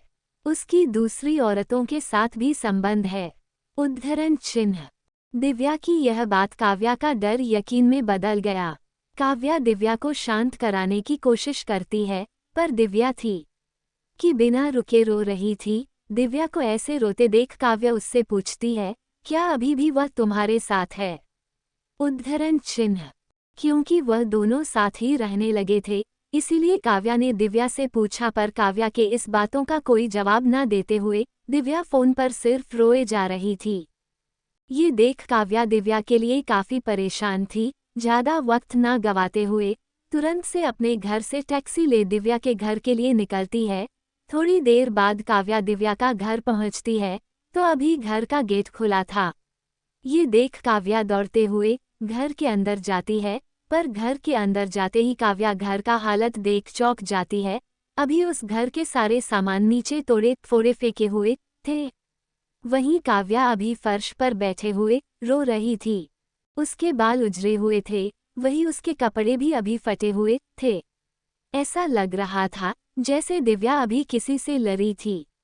दिव्या को वैसे देख तुरंत से काव्या दौड़ते हुए जा उसके पास बैठ उसे पूछती है, दिव्या क्या हुआ? तू ऐसे कैसे हो गई? उद्धरण चिन्ह। I am sorry. तुम सही थी, शेखर सच में एक घटिया आदमी है। वो सच में दूसरी औरतों के साथ संबंध में है।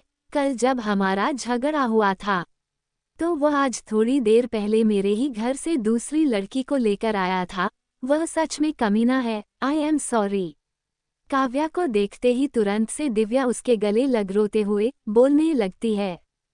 दिव्या को ऐसे देख काव्या की आंखों से आंसू निकल जाता है। वह जानती थी ये तो होना ही था, पर उसे अभी शेखर पर बहुत गुस्सा आ रहा था। शेखर की वजह से आज उसकी दोस्त इस हालत में थी। काव्या को अभी शेखर पर कभी गुस्सा आ रहा था। काव्या ये बात बहुत अच्छे से जानती थी कि दिव्या शेखर से कितना प्यार करती थी। फिर भला वह आदमी इतनी गिरी हुई हरकत कैसे कर सकता है? अगर उसे ब्रेकअप ही करना था तो वह सीधे ढंग से कर लेता। ब्रेकअप करने के बाद दूसरी लड़की को काव्या के सामने उसके घर में लाने की क्या जरूरत थी? ये सब सोचते हुए काव्या अपने हाथ की मुट्ठी गुस्से में बांध लेती है। वही दिव्या बार बार काव्या से सॉरी बोले रोए जा रही थी। वह आज अपने उस दिन की गलती पर शर्मिंदा थी। ऐसे ही काव्या से माफी मांगते हुए बार बार शेखर का नाम लेते हुए कि आखिर उसने उसके साथ ऐसा क्यों किया? आखिर उसे उसके साथ नाटक करने की क्या जरूरत थी? बोलते हुए काव्या काफी देर तक रोती रही। आज पहली बार काव्या अपनी दोस्त को ऐसे देख रही थी। दिव्या को इस हालत में देख काव्या को शेखर पर काफी गुस्सा आ रहा था। अगर इस वक्त शेखर उसके सामने होता तो वह उसका सर फोड़ देती। उसकी हिम्मत कैसे हुई उसकी दोस्त के साथ ऐसे करने की? आखिर उसने क्यों दिव्या के साथ यह सब किया? पता नहीं कितने वक्त तक पर दिव्या रोते रही। काव्या उसे शांत कराने का कितना भी कोशिश करे, पर दिव्या शांत नहीं हो रही थी। अंत में काव्या बस अपने दोस्त को टाइटली हग किए हुए उसके साथ देने के अलावा और कुछ नहीं कर सकती थी।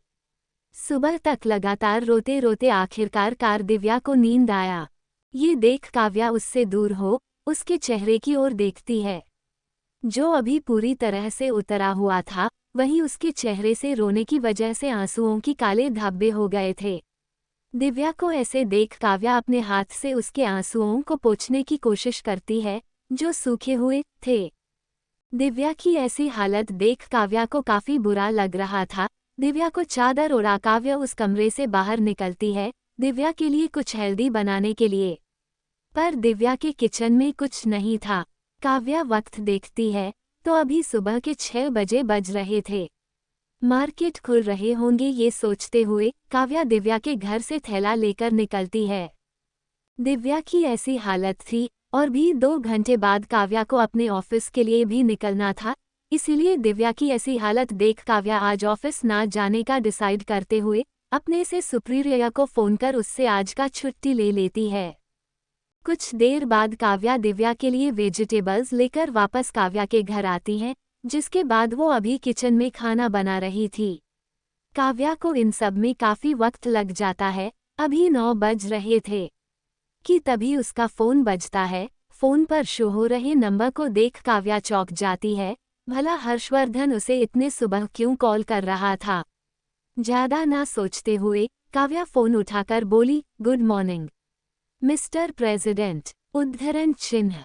तुम आज काम पर क्यों नहीं आई? क्या तुम मुझे अवॉइड करने की कोशिश कर रही हो? उद्धरण चिन्ह। काव्या के फोन उठाते ही दूसरी तरफ से हर्षवर्धन गुस्से में बोला। काव्या हर्षवर्धन की यह बात सुन थोड़ा चौंक जाता है।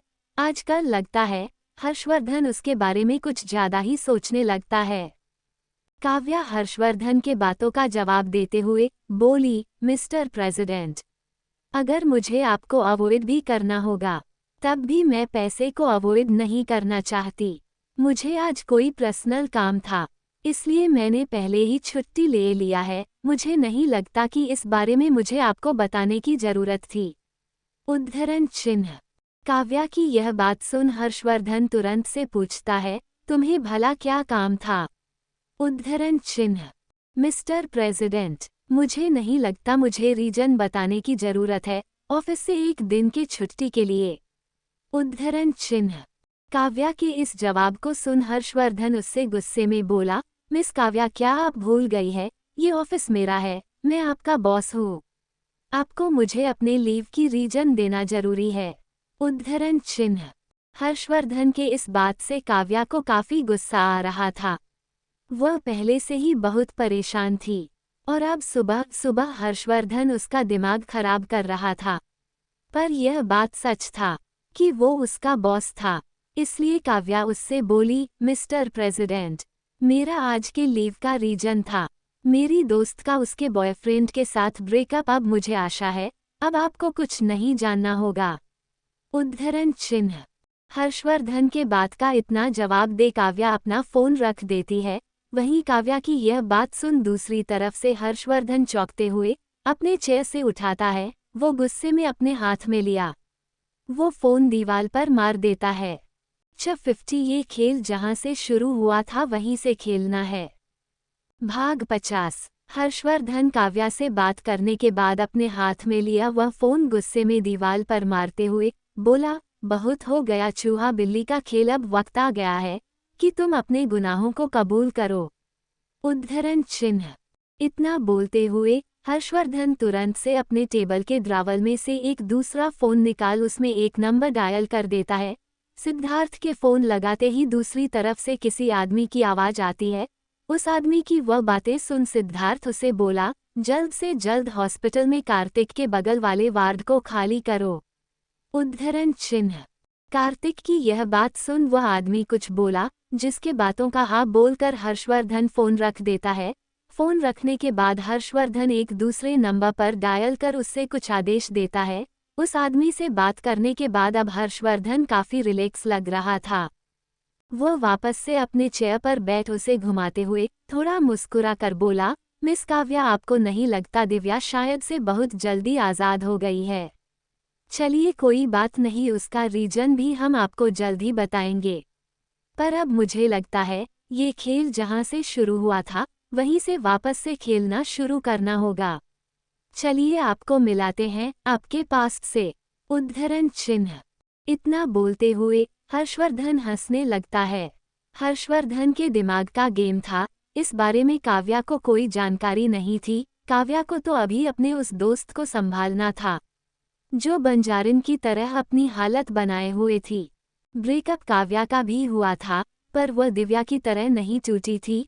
शायद से यह इस वजह से था क्योंकि काव्या को जल्दी ही हर्षवर्धन के रूप में एक चैलेंज मिल गया था, ऊपर से वह अभी भी शादी में इंटरेस्टेड थी। वहीं दिव्या जो काव्या से बहुत अलग थी, उसके लाइफ में प्यार शायद एक बार ही हो, जो शादी तक ना पहुंचा, तो शायद से वो कभी शादी भी ना करे। दिव्या हमेशा से एक चुलबुले अंदाज की लड़की रही थी। वह शेखर के इस ब्रेकअप से पूरी तरह से टूट गई थी, या फिर ऐसा बोला जा सकता है कि आखिरी वक्त जो शेखर ने उस घर में दूसरी लड़की को लेकर उसके सामने दिखाया, उससे जो भी है, दिव्या के लिए यह वक्त काफी मुश्किल से गुजर रहा है। काव्या अपने दोस्त को अच्छा फील करवाना चाहती थी, इसलिए वो अभी उसके लिए खाना बनाने में लगी थी। वो किचन में खाना बनाकर उसे लेकर डाइनिंग टेबल पर रखने जा ही रही थी कि तभी काव्या को ध्यान आता है। वो तुरंत से दिव्या की हालत के बारे में सोचते हुए उसके लिए टमाटर सूप बनाने का सोचती है। उस बारे में सोच काव्या अभी डाइनिंग टेबल पर खाना ना रखते हुए पहले सूप बनाने में लग जाती है। 10 मिनट हो गए थे। काव्या का सूप भी लगभग तैयार था कि तभी घर का गेट बजता है। इस वक्त कौन आया होगा? क्या शेखर? इस बारे में सोचते ही काव्या गुस्से से किचन से निकलती है। काव्या इस बारे में नहीं जानती थी कि अभी उनके साथ कौन सा खेल खेला जा रहा था। काव्या बहुत गुस्से में गेट खोलती है, पर गेट खोलते ही सामने का नज़ारा देख काव्या का गुस्सा गायब हो जाता है। अभी गेट पर 4-5 बच्चे थे। इनकी उम्र 8 से 9 साल थी। वहीं उनकी हालत काफ़ी खराब थी। उन सभी के कपड़े फटे हुए थे, वहीं उनके बाल बिखरे और चेहरे पर काले धब्बे लगे हुए थे। उन्हें देखकर ऐसा लग रहा था जैसे वो कितने दिनों से कुछ खाए नहीं थे। काव्या को देख तुरंत से वो बच्चे अपना हाथ उसके सामने फैलाते हुए बोले, दीदी, दीदी कुछ खाने को दे दो। उद्धरण चिन्ह। काव्या पहले ही उन बच्चों की हालत देख चौंकी हुई थी और अब उनकी यह बात सुन काव्या को उन पर दया आ जाती है।